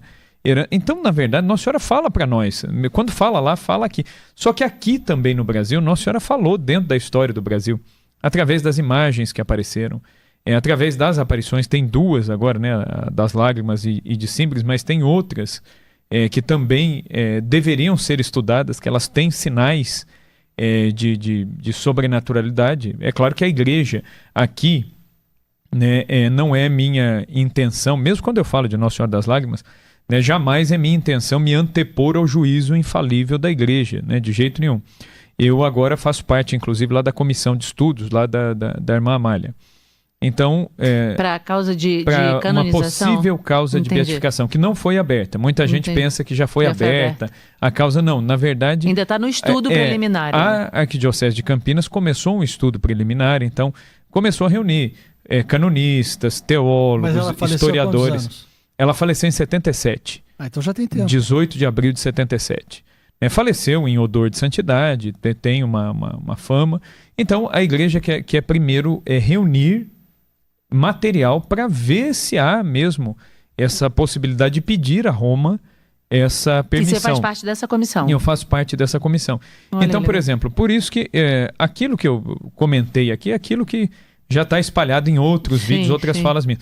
Agora, por exemplo, coisas muito específicas da vida da irmã, isso, por exemplo, agora é um período em que a gente já não pode falar. Não pode falar. Não pode entrar tão profundamente. Por quê? Porque agora não é tempo dos historiadores ou dos leigos falar, é tempo da igreja falar. Então, a igreja vai estudar, a igreja vai apresentar o pedido a Roma, Roma vai dizer se há viabilidade ou não para isso. Mas, independentemente disso, o que é um fato é que no Brasil há uma riqueza espiritual que ela é desconhecida dos próprios brasileiros. Sim. Então, eu diria dos próprios católicos. Dos católicos, por exemplo, no Brasil existem mariofanias, mas existem também, a gente pode usar essa palavra entre aspas, mas epifanias, manifestações de Cristo também. Existem imagens de Jesus que apareceram em circunstâncias miraculosas. Por exemplo, a imagem do Senhor Bom Jesus de Pirapora, é uma imagem aparecida em circunstâncias miraculosas. Ou, se a gente quiser ir mais longe, é a imagem do Senhor Bom Jesus de Iguape, que fica no litoral sul de São Paulo. Em Iguape existe uma basílica que ela tem uma das imagens mais antigas de Nossa Senhora, que veio numa das primeiras caravelas que chegaram ao Brasil. Onde fica? Em Iguape, litoral sul de São Paulo. Na cidade de Iguape tem uma imagem de Nossa Senhora das Neves. Essa imagem chegou ao Brasil em 1538 e está lá no altar da Basílica. É uma das primeiras imagens de Nossa Senhora do Brasil. E acima de Nossa Senhora das Neves está a imagem do Senhor Bom Jesus de Iguape. A imagem do Senhor Bom Jesus de Iguape era uma imagem que veio para o Brasil, mandada de Portugal. É uma imagem em tamanho natural, tem 1,83 m, que é muito curioso que o Santo Sudário, a imagem do sudário é de um homem de 1,83 m. A imagem que está em Iguape tem 1,83 m. Né? Então, essa imagem ela vinha para o Nordeste e o que acontece? Começou a ocorrer um ataque de piratas calvinistas e os portugueses devotos que estavam naquele navio ficaram com medo de que a imagem do Senhor Bom Jesus fosse profanada. O que eles fizeram? Eles betumaram a caixa por dentro, onde estava a imagem, para não entrar água, fecharam bem a caixa com a imagem e atiraram no mar. Porque eles pensavam, se nós formos mortos, muito bem, mas pelo menos a imagem de Nosso Senhor, nós não permitiremos que ela seja profanada. E como é que encontraram? E essa imagem foi parar do Nordeste, essa imagem foi parar em Iguape, que é litoral sul de São Paulo. E quem acha essa imagem? Índios. Alguns índios, eles estavam indo, um português mandou esses índios irem até uma localidade fazer algum trabalho, dar algum recado. E esses índios estavam indo pelo caminho e viram aquela caixa perto da orla da praia. E então foram, puxaram aquela caixa, abriram. Os índios não entendiam muito bem o que fosse aquilo, mas viram lá aquela imagem e falaram, bom, muito bem. Deve ser alguma divindade, alguma coisa. Eles não eram pagãos, eram índios pagãos ainda. E o que eles fizeram? Eles cavaram um buraco na terra e colocaram aquela imagem virada para um lado. Colocaram em pé? Em pé, na terra. E falaram, vamos lá, a gente faz o nosso trabalho e depois na volta, qualquer coisa a gente carrega essa imagem de volta. E na volta, quando eles botaram a imagem com o rosto para um lado, quando chegaram, encontraram a imagem enterrada, em pé no mesmo lugar, mas olhando com o rosto virado para o outro lado, que é o lado de Iguape. E aí eles entenderam, bom, ele quer ir para lá. Mas eles nem suspeitavam direito, nem sabiam muito quem era Cristo, quem era Nosso Senhor. O que esses índios fizeram? Pegaram uma rede, uma rede mesmo de dormir, atravessaram um pau e colocaram a imagem do Bom Jesus e levaram para a cidade. E quando chegam na cidade, os portugueses, os outros brasileiros lá que eram católicos, que viram aquilo, falaram, nossa, é uma imagem de Nosso Senhor. Então lavaram essa imagem numa fonte e restauraram a pintura. Imediatamente começa a se operar uma série de milagres diante dessa imagem, de curas e etc e tal, e os índios começam a pedir o batismo. Muitas tribos pagãs, simplesmente pelo contato com a imagem, começam a pedir o batismo, porque é uma imagem de Nosso Senhor bem moreno. É interessante que a cor foi alterada com o tempo que ele ficou na água, talvez o betume, alguma coisa, mas o fato é que a imagem escureceu. E para os índios houve uma identificação. Ele tem a pele morena como nós, e de certa forma isso foi atraindo, e aí graças de conversão, pedidos de batismo, milagres que se operaram. Então tudo isso é história também do Brasil. Também não conhecia essa história, não. Deus, pois mas isso me fez recordar também a imagem peregrina de Fátima. Quanta coisa acontece com a presença da imagem peregrina. Quantas e quantas e quantas e quantas. E também as pessoas podem ir nessa cidade que você estava se referindo, que é... Como é que é? Iguape. Iguape é litoral sul de São Paulo. Eu nem sei onde é que é Iguape. É caminho para o Paraná. A cidade é pequenininha. Sim. Mas lá tem essa igreja, a Basílica do Senhor Bom Jesus, que é uma imagem milagrosa, uma imagem... Sim. Eu fiquei já quero ir para Salvador, já quero ir para Iguape, já estou querendo... Muito bem, mas porque é tão interessante. E são graças que Deus foi derramando sobre o Brasil, de um modo especial sobre o Brasil. Então, quanta coisa que teve...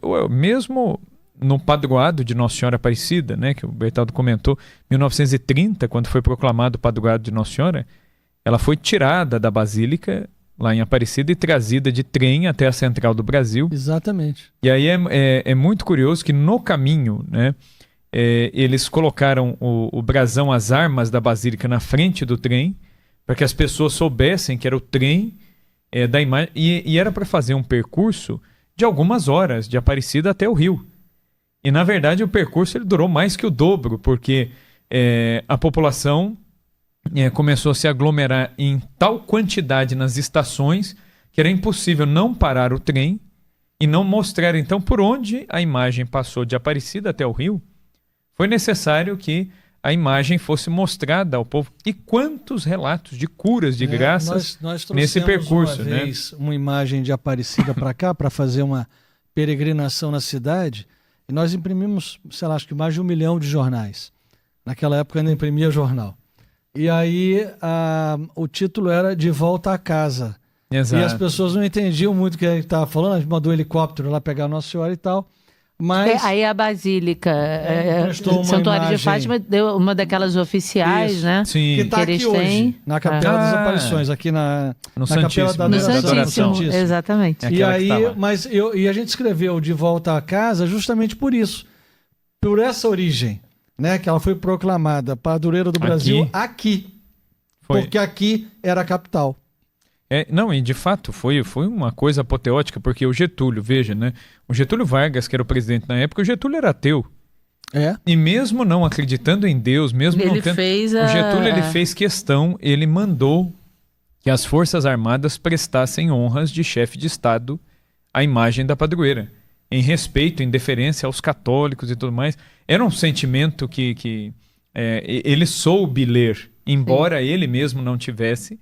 Ele soube ler, e ele mesmo, Getúlio visitou a Basílica, ele chegou, existe até a foto dele, né, observando a imagem dentro do nicho, e a imagem vem de Aparecida para cá. Num vagão capela foi feito um camarim, né, para Nossa Senhora, a imagem foi colocada num altar, e ela chega na Central do Brasil e desfila pelas ruas do Rio. Inicialmente seria algo muito simples, né? A ideia do cardeal Leme era pegar a imagem e levar direto para a igreja de São Francisco de Paula. Não foi possível, tamanha multidão... No centro da cidade. No centro da cidade.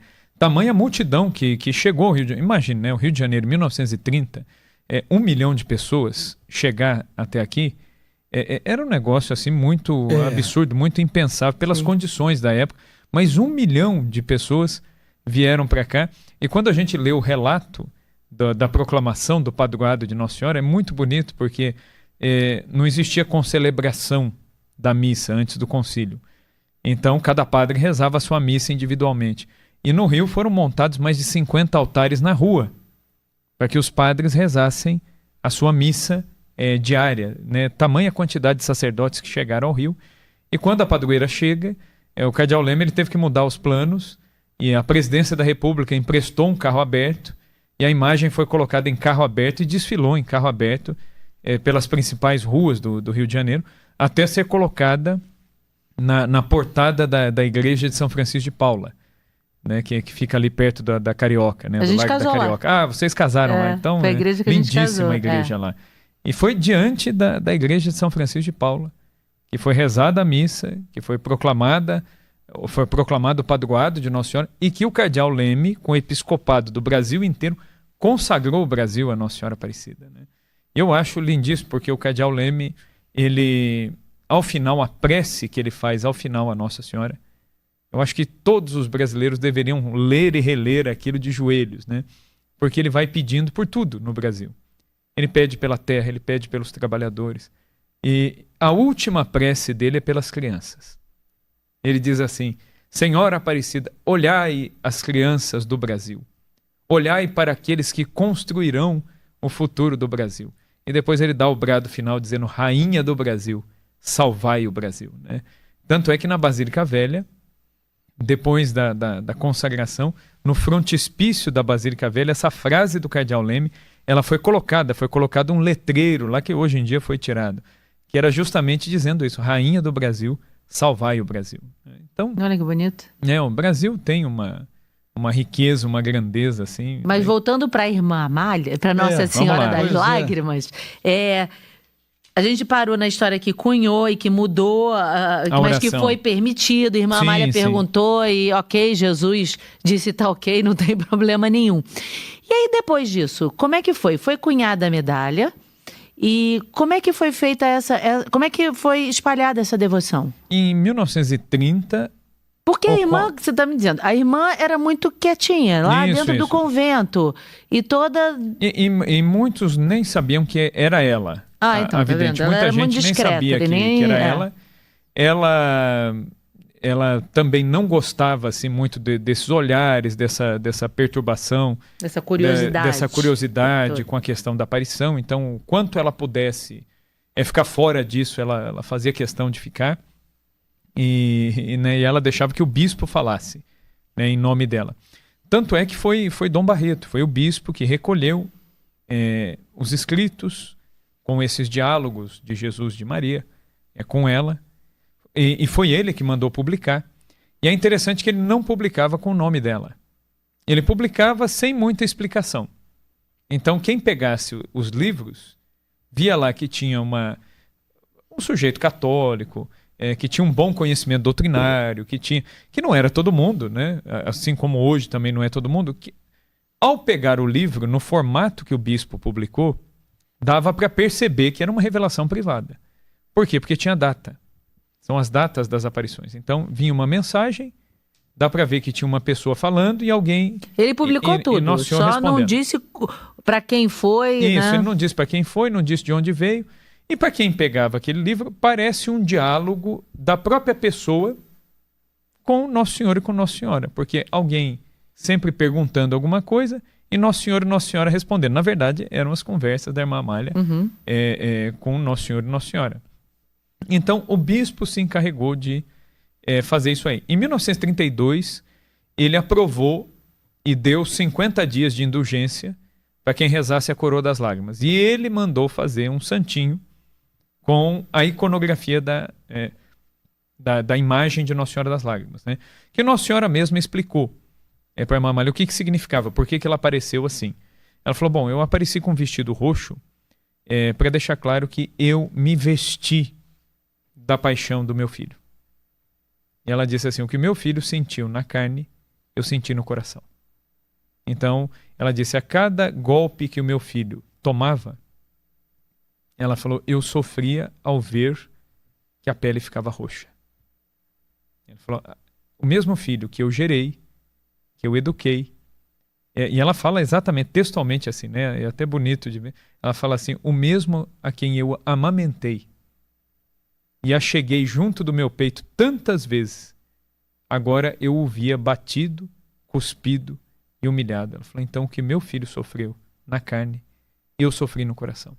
E por isso eu me visto da cor da paixão do meu filho. Me visto gente, para quem é mãe, a gente fica imaginando essa cena.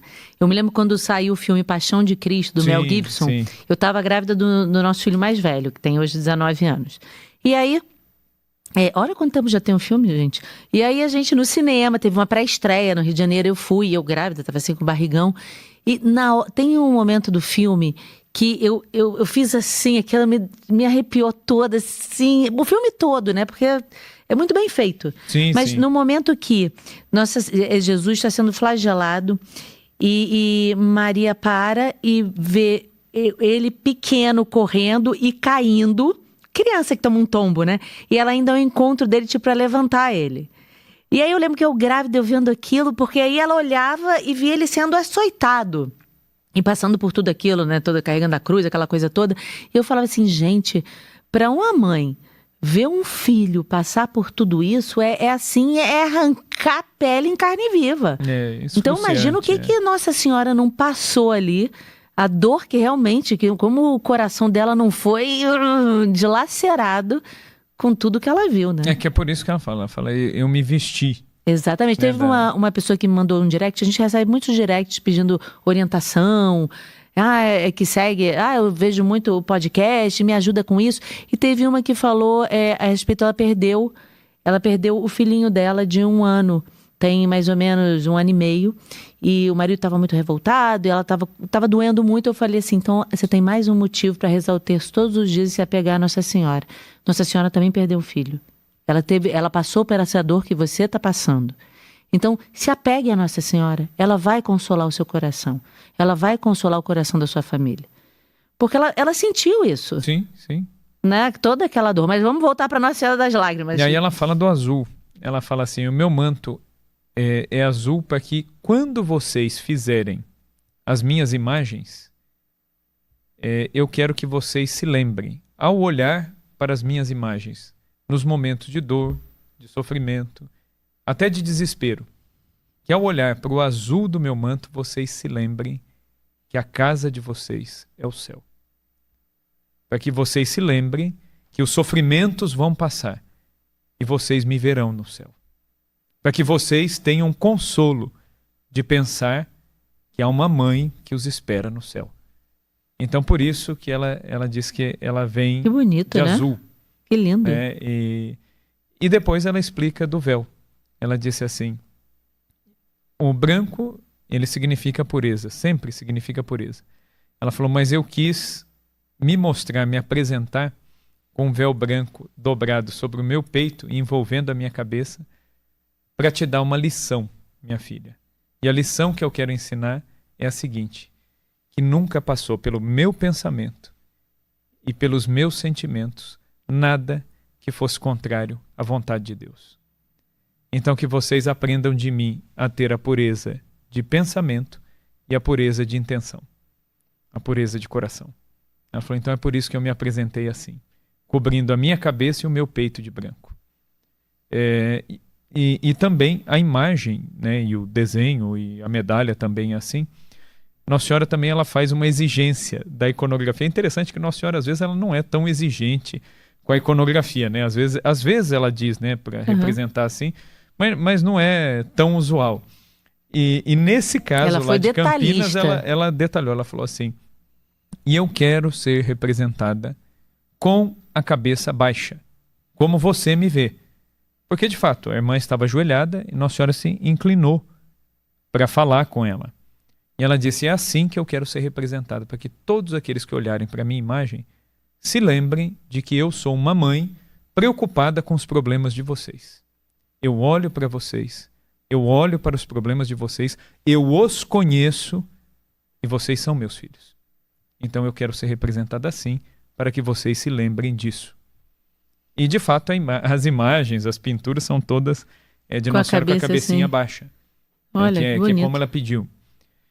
Então, de imediato, né, quando essas coisas acontecem, o bispo de Campinas ele manda imprimir muitos folhetos, pagelas, santinhos, em 6 idiomas. Ele mandou imprimir em italiano, em francês, em latim, em inglês, em húngaro. Até em húngaro ele mandou fazer. E ele fez santinhos, pagelas que traziam assim, um resumo da história, sem Fala nomes. muito em Portugal, pagelas. Espugelas. Primeira pessoa que eu vejo brasileira falar pagelas. Espugelas. Mas tem as pagelas lá, né? Exatamente. Vamos supor um santinho pra gente, né? Seria um santinho daqueles que você abre em 2, 3, né? E geralmente vinha um resumo da história da aparição e a oração da coroa. E Dom Barreto ele fez isso. E aí o que acontece? Quando ele foi fazer as visitas ad limina ao Papa, cada vez que ele ia a Roma, ele levava milhares. Então ele chegou a distribuir 1 milhão de terços de coroa das lágrimas. 1 milhão de medalhas cunhadas em vários idiomas. 1 milhão de... Então ele fez isso e ele levava para a Europa e distribuía. O que começou a acontecer? Bispos da Europa, dos Estados Unidos, da Inglaterra, começaram a dar também o seu imprimato. Então outros bispos começaram a aprovar o culto também. Espalhou a devoção. E aí a coisa se espalhou. A coisa se espalhou tanto que a coroa das lágrimas ela foi parar na mão de quem? Da Pierina Dilli, que é a vidente da Rosa Mística. Né? Porque se a gente pegar o terço da Rosa Mística e a coroa das lágrimas, tem muita gente que me pergunta isso. Fala assim, mas não é a mesma oração? Eu falo, é a mesma oração. Porque na verdade se você pegar os textos e comparar, é a mesma coisa. Mas o que explica isso? A Pierina, né, que é a vidente da Rosa Mística, talvez ela nem soubesse da existência de Irmã Amália, da aparição no Brasil, mas certamente a oração chegou na mão dela. E ao ter as revelações privadas dela e comparar aquilo que ela ouviu de Nossa Senhora e aquela oração, ela falou, puxa vida, isso aqui casa. Então, até por uma inspiração, ela adotou aquilo, só que ela fez um acréscimo. Ao invés de lágrimas, ela acrescentou lágrimas de sangue.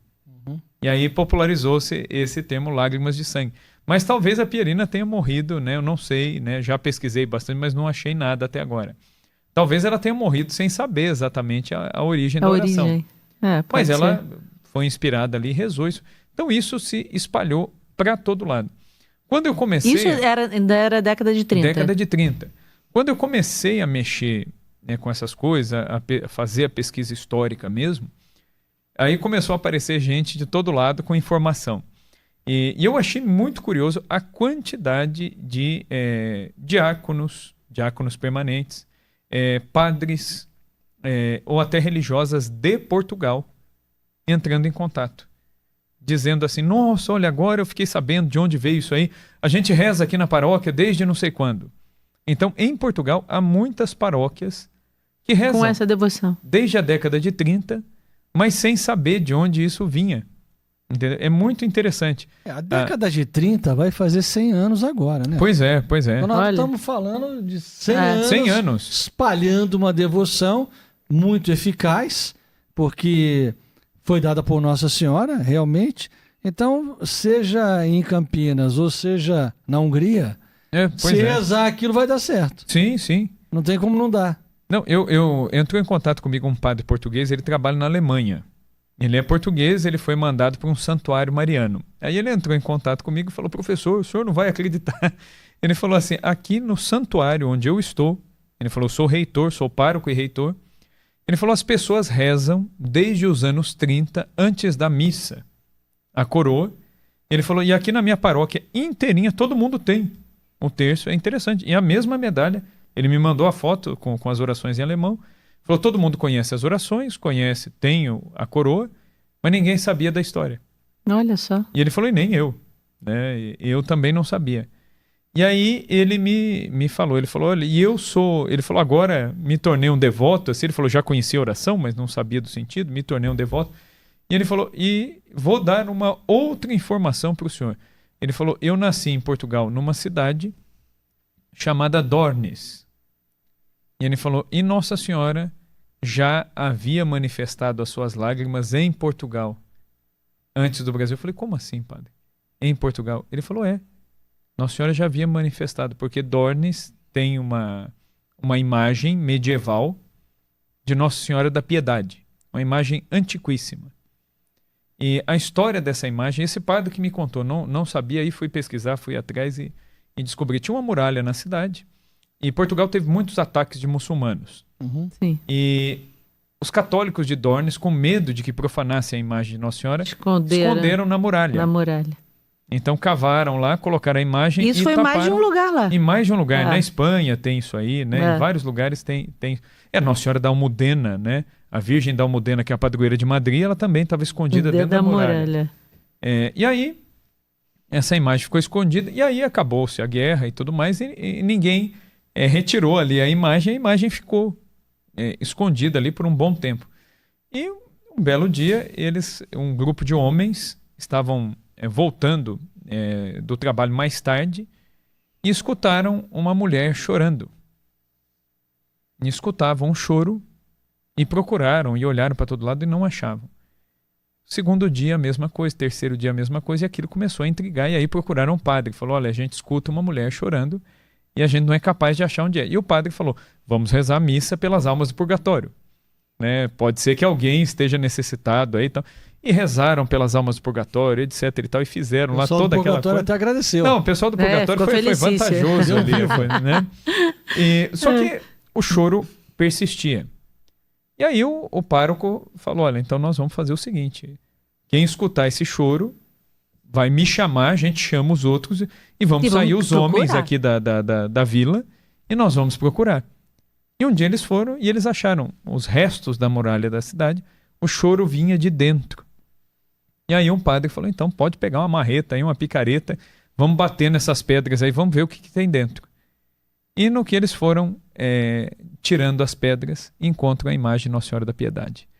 E a imagem de Dornes é Nossa Senhora com as lágrimas escorrendo, né? Na imagem há o sinal das lágrimas, né? Então esse sacerdote, que hoje é um grande difusor da devoção às lágrimas de Nossa Senhora na Alemanha, falou ele que já nasceu num vilarejo que aconteceu, né, que já tem um milagre na Idade Média, né, relacionado às lágrimas de Nossa Senhora. Olha então isso. É curioso. E aí, mas ficou meio adormecido. Ficou. O que aconteceu depois disso? Em 35, houve um visitador apostólico, que era monge do mosteiro aqui do Rio, Dom Lourenço Zeller. Ele está sepultado aqui no mosteiro do Rio. Ele foi o inquisidor do caso. E ele visitou Campinas, e por uma questão prudencial, né? Isso é importante dizer.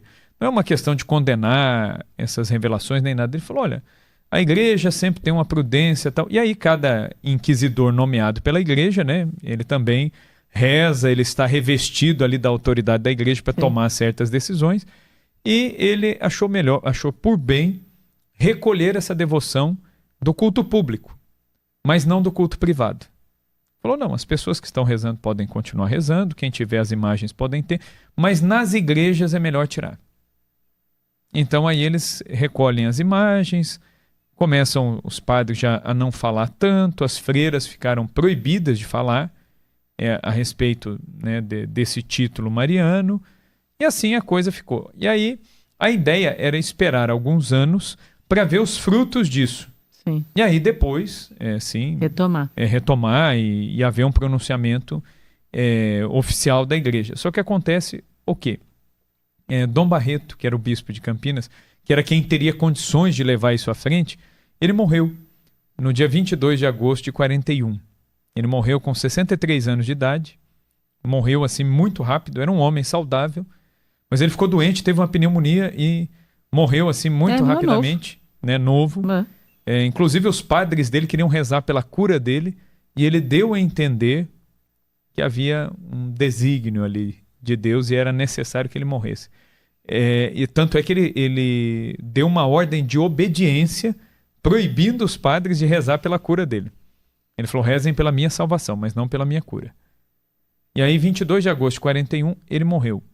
Em 45, morreu o inquisidor, que era quem conhecia também o caso, né? Poderia levar adiante. E aí a coisa começou a ficar mais complicada.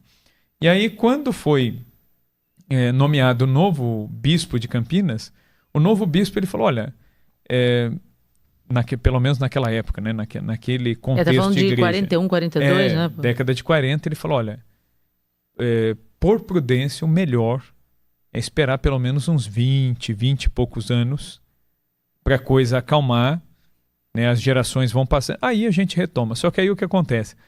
Quando ele pensou em fazer isso, 20 anos depois, era a época do concílio. Então imagine, um bispo, logo depois do concílio, ele tinha toda aquela renovação proposta pelo concílio para implantar na diocese. Que já não era fácil. Não, era um negócio dificílimo, o contexto foi muito difícil. As pessoas não entenderam. Não é mais em latim, não sei o quê. Muitos sacerdotes deixaram o sacerdócio, freiras que deixaram vida religiosa, o povo que às vezes não entendia. Para muita gente aquilo foi... Aí falou, então, agora não vou mexer também com isso aqui, né? Aí ele falou, não é hora de mexer com isso. Verdade. Passa um tempo, ele faleceu, veio um novo arcebispo que tinha que terminar essa implantação do concílio e tudo mais, e aí também não quis mexer. Depois veio o próximo que tentou mexer, até propôs, mas aí fim dos anos 70, começo dos anos 80, morreu também. Havia aquela onda assim, né, de muito social, muito aquela coisa. Não, uma canonização, um estudo de aparição, coisas desse tipo não estão na pauta. E aí a coisa foi ficando e caiu num certo esquecimento. Mas muitas pessoas continuaram cultivando isso. E aí foi nessa que eu descobri, né, essa história. Quando eu era menino, moleque, né, eu não sou de Campinas, eu moro em Campinas, mas eu sou natural de São João da Boa Vista, né, que é mais interior, é perto ali de Campinas, mas é uma cidade menor. E lá havia um convento dessas missionárias. E as mais velhas tinham me contado essa história. Que até então eu achava um negócio meio...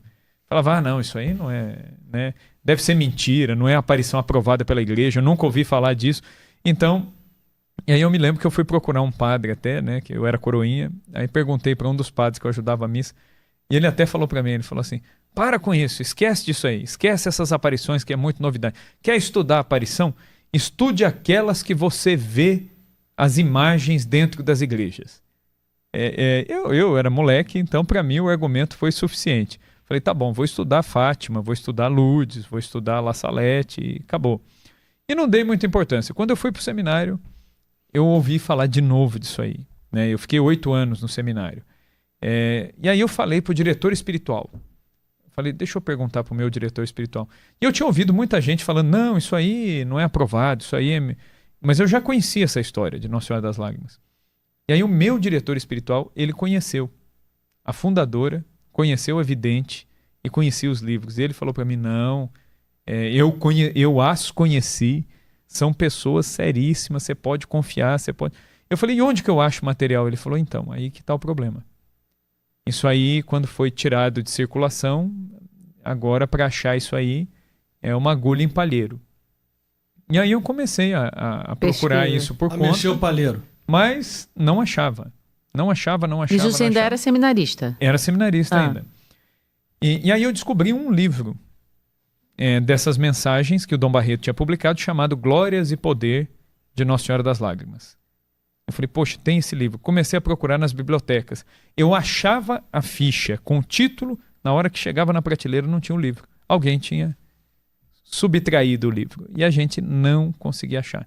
Eu comecei a procurar, outros seminaristas começaram a me ajudar. E aí a gente procurava em grupo e nada, não achava, a coisa não ia.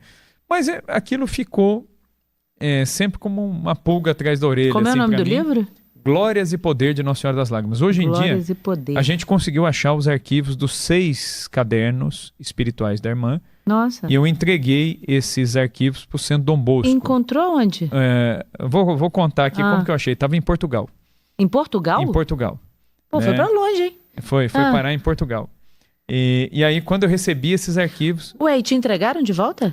Não. Me deram os arquivos digitais. Digitalizaram para mim. Estão lá em Portugal, os originais estão em Portugal. O pessoal tinha lá. Aí, primeiro um rapaz me mandou 2, depois outras pessoas começaram a me mandar outros. E no fim a gente conseguiu montar o quebra-cabeça, mas veio de Portugal. Olha que interessante. E aí isso chegou na minha mão, falei, o que eu vou fazer com isso agora? Falei, vou procurar alguma editora, alguém que queira. E aí eu entreguei os arquivos para o Centro Dom Bosco, e o Centro Dom Bosco começou a publicar. Então eles já publicaram os 3 primeiros cadernos. Glórias e Poder de Nossa Senhora das Lágrimas, Lições de Jesus Vítima e do Presídio de Amor.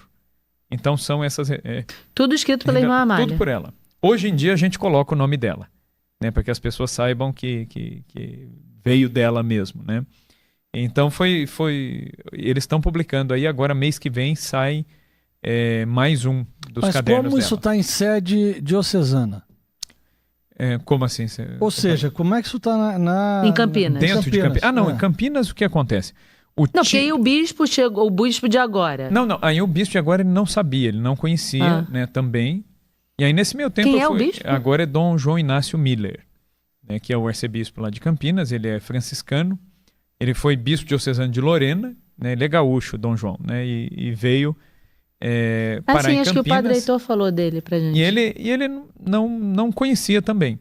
E aí, na época eu estava nessa coisa, pesquisando, e aí eu fui fazer um retiro uma vez na casa das irmãs, e uma das irmãs já mais idosa, ela me pediu um tempo para falar com as crianças. Eu achei que ela fosse falar de, sei lá, conselhos para confessar-se bem, alguma coisa assim. E aí essa religiosa, ela falou, olha, eu tô muito velha, pode ser que amanhã eu não esteja aqui.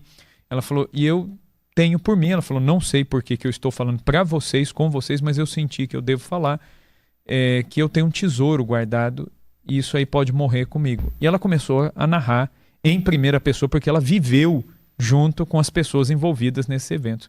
Nossa, na hora que ela falou isso aí, e eu ouvi aquilo, eu falei, agora eu tenho que fazer alguma coisa com isso. Eu falei, então a senhora vai me ajudar a achar. Mas com quais pessoas ela viveu? Ela viveu com a irmã Amália, viveu com a Madre Fundadora, a Madre Vilac. Ou seja, ela viu tudo. Ela conviveu com Ou seja, a irmã que morreu nos anos 70, ela conviveu com ela. Ela conviveu. Com a vidente. Com a vidente, 20 anos. E ela é viva ainda? Não, falecida. Isso tem quanto tempo, mais ou menos? Isso foi 2010. né, 2010. Aí eu ouvi isso aí e falei, poxa, eu tenho que fazer alguma coisa com isso. E comecei a procurar. Aí dei poucos passos, não achava documento. Onde a irmã Amália está enterrada? Em Taubaté. Em Taubaté. Ela faleceu em Taubaté, no convento de Taubaté. Atualmente ela está sepultada no cemitério da Venerável Ordem Terceira Franciscana, do lado da igreja de Santa Clara, na Praça Anchieta, em Taubaté. Quem chega no cemitério de Taubaté tem até placa para o túmulo dela, né? Indicando ali, é bem visitado. Ela não está enterrada no convento? Não. Ela está na campa do cemitério lá da Ordem Terceira.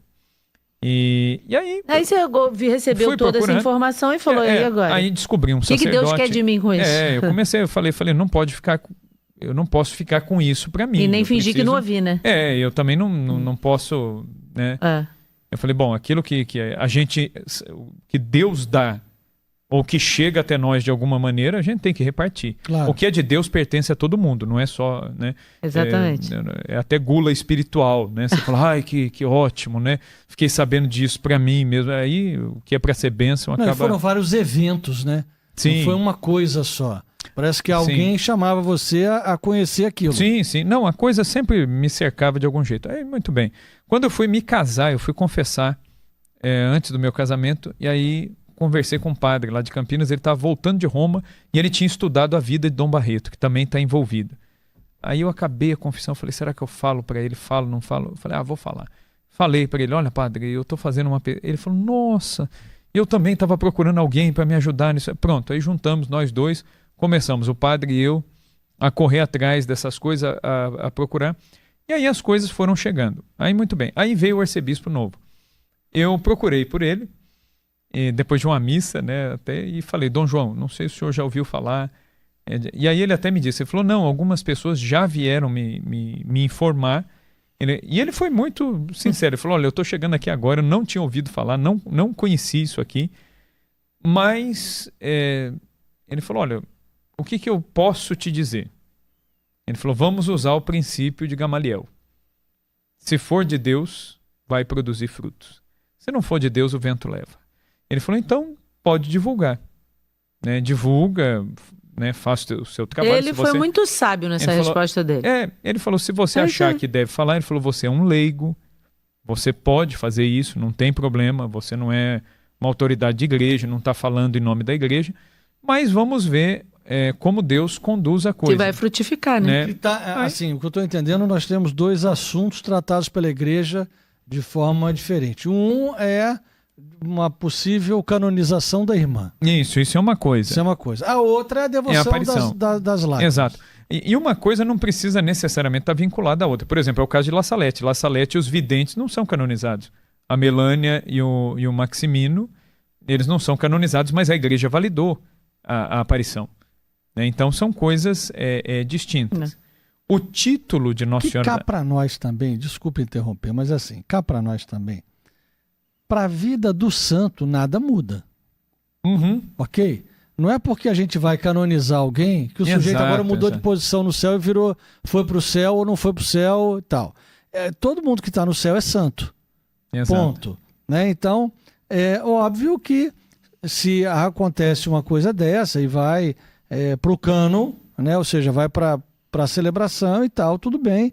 É alguém para a gente olhar, se espelhar, buscar história, se aprofundar, mas se a irmã não for canonizada, isso em nada diminui a oração que fazemos a Nossa Senhora.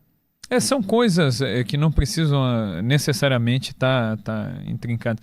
E também a canonização, que você falou, a canonização, mesmo que ela não venha, isso também não diminui aquilo que a pessoa foi. Porque nem todo mundo é santo de altar. Né?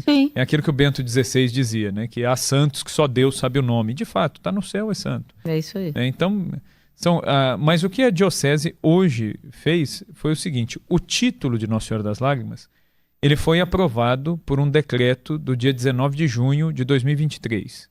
Agora, recente.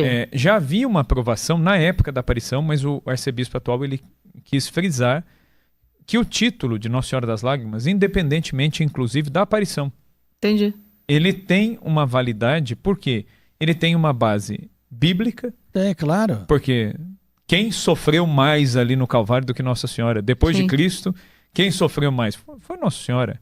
Então, em última análise, Nossa Senhora das Lágrimas é um culto às dores de Maria, ao sofrimento de Maria. Isso a igreja sempre fez. Então, há uma base bíblica, há uma base na tradição, porque as dores de Maria, elas foram sempre recordadas na vida da igreja, principalmente do século XIII para cá, né, quando os 7 santos fundadores dos Servitas começaram a espalhar esse culto às dores de Nossa Senhora, a coroa das dores de Nossa Senhora.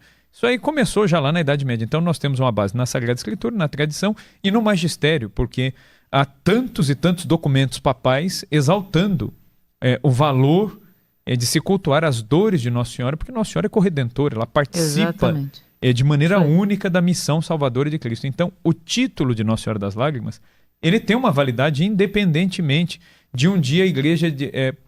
suponhamos que no dia de amanhã a Congregação para a Doutrina da Fé faz uma análise lá e fala, olha, não há dados sobrenaturais, nós não reconhecemos a sobrenaturalidade dos fatos. Mesmo que se considere a oração como uma inspiração e que se considere o título tem essa base bíblica, uma base na tradição, uma base no magistério, e a oração, ela não contém nenhum erro teológico e ela faz aquilo que Nosso Senhor sempre fez, que é honrar Nossa Senhora. Só para desatrelar um pouco a obrigatoriedade da canonização da irmã para validar a oração. Sim, Por quê? exato. Há muita gente, por exemplo, Nuno de Santa Maria, ele foi canonizado agora. Exato. Não tem muito tempo. Então, assim, e o cara é de quando? 1100, 1200, sei lá? Mil cachorro com linguiça. Por quê? Porque às vezes o processo não anda, porque às vezes ninguém deu entrada, porque ninguém juntou documento nenhum, porque se perdeu, porque todo mundo morreu. Isso, assim, separar mesmo.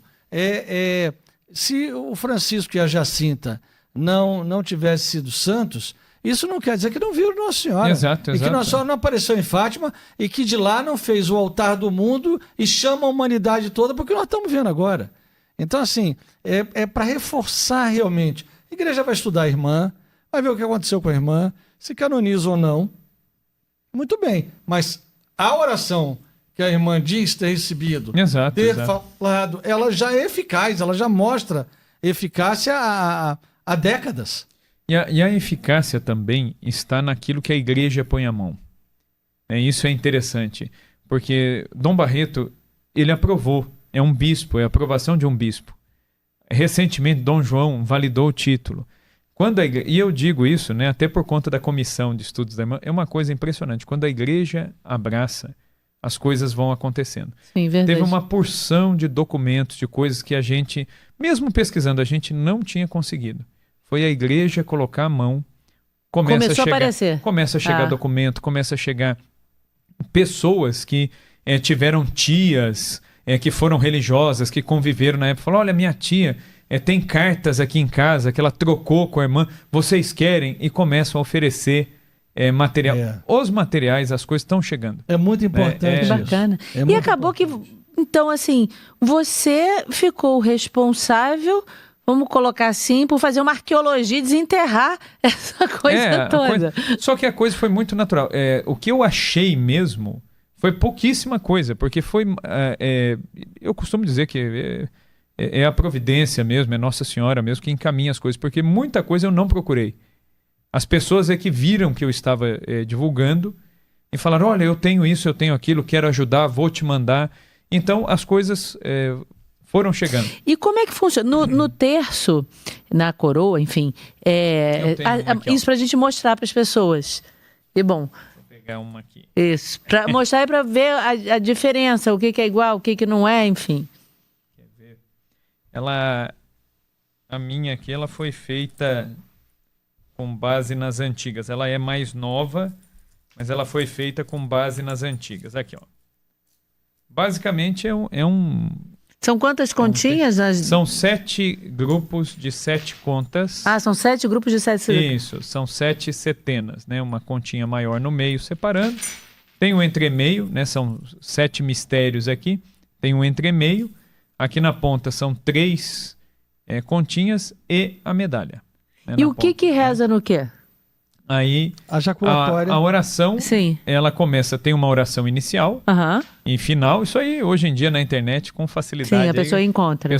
Porque certamente as pessoas que vão nos assistir vão ter curiosidade, vão querer saber quem como quiser, reza. Vou até fazer propaganda aqui, eu até esqueci, devia ter trazido, eu saí tão correndo de casa para chegar que eu falei, nem trouxe, mas depois eu mando para vocês. Eu até escrevi agora pela Canção Nova um pequeno devocionário. Ótimo. O devocionário ele tem um resuminho da origem da devoção e tem as principais orações. Então, basicamente, o que se reza? Segurando a medalha, a oração inicial. Sim. Né? E depois a gente já pula essas 3 contas e já vem aqui para o entremeio. E no entremeio já rezamos sempre as contas, o entremeio e as contas do meio, é o Vede, ó Jesus. Vede, ó Jesus, que são as lágrimas daquela que mais vos amou na terra e que mais vos ama no céu. E depois nas contas menores, meu Jesus, ouvi os nossos rogos pelas lágrimas de vossa Mãe Santíssima. Meu Jesus, ouvi os nossos rogos pelas lágrimas de vossa Mãe Santíssima. E assim vai. Aí chegando aqui no final, e na conta, reza-se 3 vezes aqui nessas 3 continhas o Vede, ó Jesus. Vede, ó Jesus, vede, ó Jesus, vede, ó Jesus. Oração final da coroa. E ao final de tudo, beijando a medalha, as jaculatórias. Ó Virgem dolorosíssima, as vossas lágrimas derrubaram o império infernal. E por vossa mansidão divina, ó Jesus manietado, salvai o mundo do erro que o ameaça. A medalha é frente e verso? É frente e verso. Essa daqui era da irmã Amália. Ah, era? Era. Olha! Essa daqui era dela. Atenção, gente. Olha só. Relíquia. Essa Caramba, aqui era dela. Arrasou agora, hein? Essa aqui eu recebi de uma religiosa, Olha, fiquei até emocionada que conviveu agora. muito tempo com ela. Que lindo! E aí essa religiosa, quando eu fui entrevistar essa religiosa, ela tirou a medalha e me deu a medalha. A medalha? A medalha? Não, a medalha, só a medalha. O terço eu mandei fazer. Né? E a medalha era da irmã. Beijei. Beijei. Olha aqui, Jesus aqui. Isso, Nossa aqui, Senhora. e Nossa Senhora aqui com... E ela está apresentando. Ai, que bonito. É uma graça, graça. Aí, ó, pronto. Aí, ó. Não deixa não. Que lindo. É uma graça grande aí que Nossa Senhora deu, né, que Jesus, na verdade, né, deu ao Brasil, né? Então, que bonito. Uma oração. Mesmo. Que irmã Amália interceda. É uma oração muito curtinha, aí. né? Eu costumo dizer, eu falei, qualquer um, né? Reza rapidamente. As minhas crianças lá, a gente reza o terço com as crianças em casa. Isso. Né? Mas depois que a gente começou a rezar sempre com eles, aí o meu filho menor, que tem menos paciência, aí ele falou, não, vamos rezar aquele outro, né? Porque esse aqui é 5 minutos, né? A gente reza a coroa, né? E o terço, o terço mariano é mais demorado. Leva uns 15, 20 minutos. Uns 15, 20 minutos, Aí ele quer rezar mais rapidinho, né? Porque eu brinco ele é novinho. com ele, eu falo, olha, o Francisco também. O Francisco tinha um pouco de preguiça para rezar. Falei, você tem que rezar para o Francisco Marto aí, para te ajudar a rezar o terço com afinco. Aí, lembrando que Nossa Senhora disse aos homens que rezem muitos terços, que foi o que disse ao Francisco. Ele tem que rezar muitos terços. Muitos terços, olha só, tá vendo? Convocar os homens todos para isso aí. Gente, muito bom. Muito bom. Eu adorei saber da história. E onde é que as pessoas conseguem esse terço?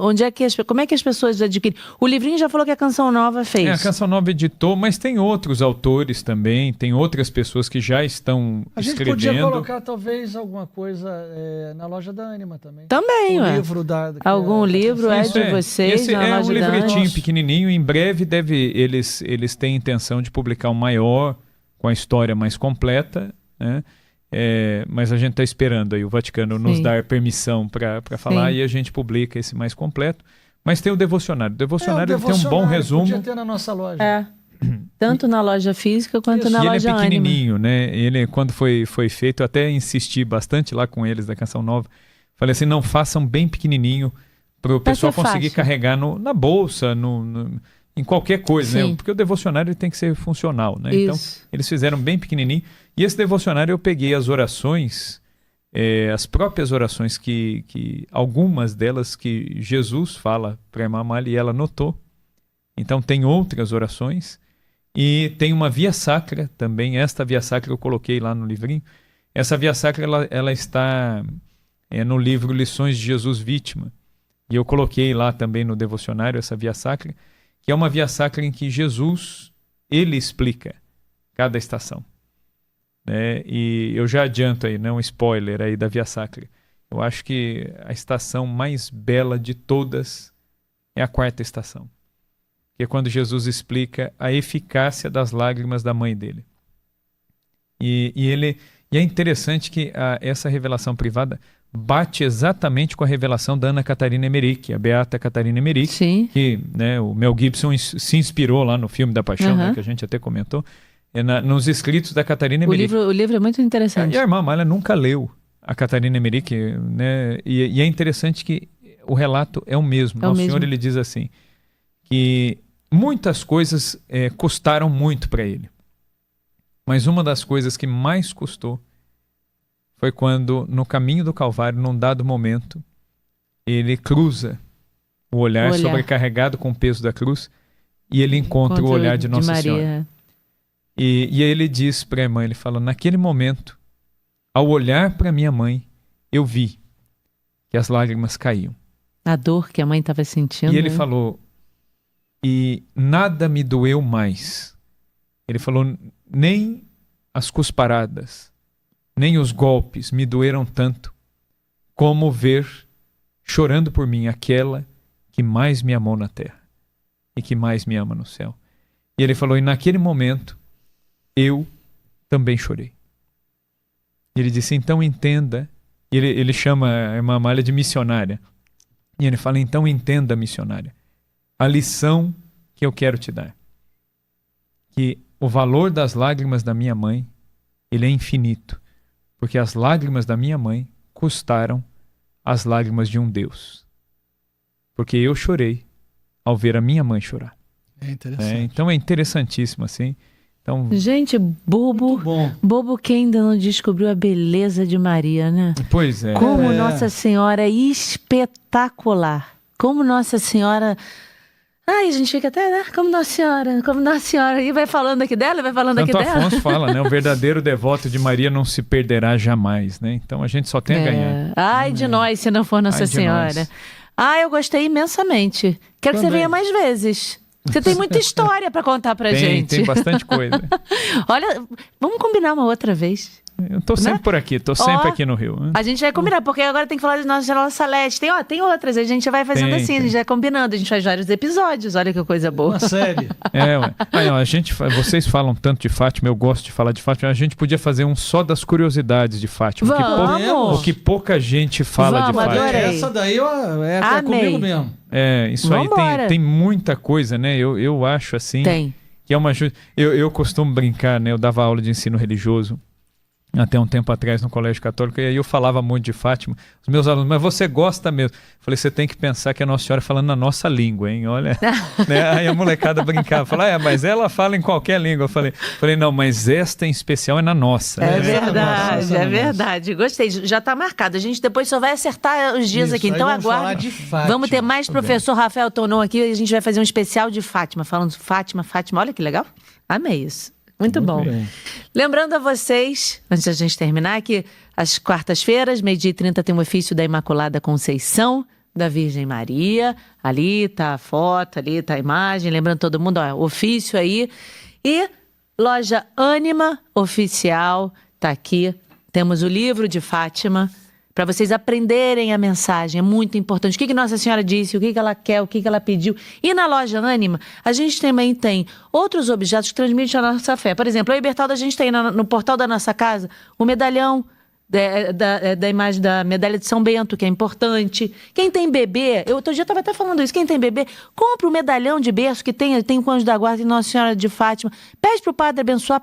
Bota no berço do seu bebê e assim tantas coisas. Tenha do lado da sua cama, tenha no seu escritório, na sua mesinha de cabeceira, um vidrinho para botar água benta. Gente, é tudo isso, olha. Tem até aqui, com o medalhão, tem de vários outros que você borrifa um cheirinho, pendura na sua casa. Então tem muita coisa legal. Não perca, você entra lá, lojaanimaoficial.com.br. Muito bem. Agradecer muito. Isso aí, agradecer o pessoal do Spotify, agradecer o pessoal do YouTube, dizer para se inscreverem no canal, deixarem seu like, mandem muitos comentários pro professor. Pode escrever aí, escreve vários comentários para ele. Queremos mais, bota aí também, não é isso? Próximo episódio, Fátima.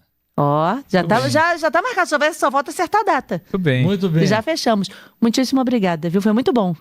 Gostei muito. Agradeço muitíssimo pelo convite, prazer. Eu assisto vocês, mas agora estando aqui, que bom, prazer que bom. estar aqui com vocês. E seu trabalho é muito bom, parabéns, Deus te abençoe.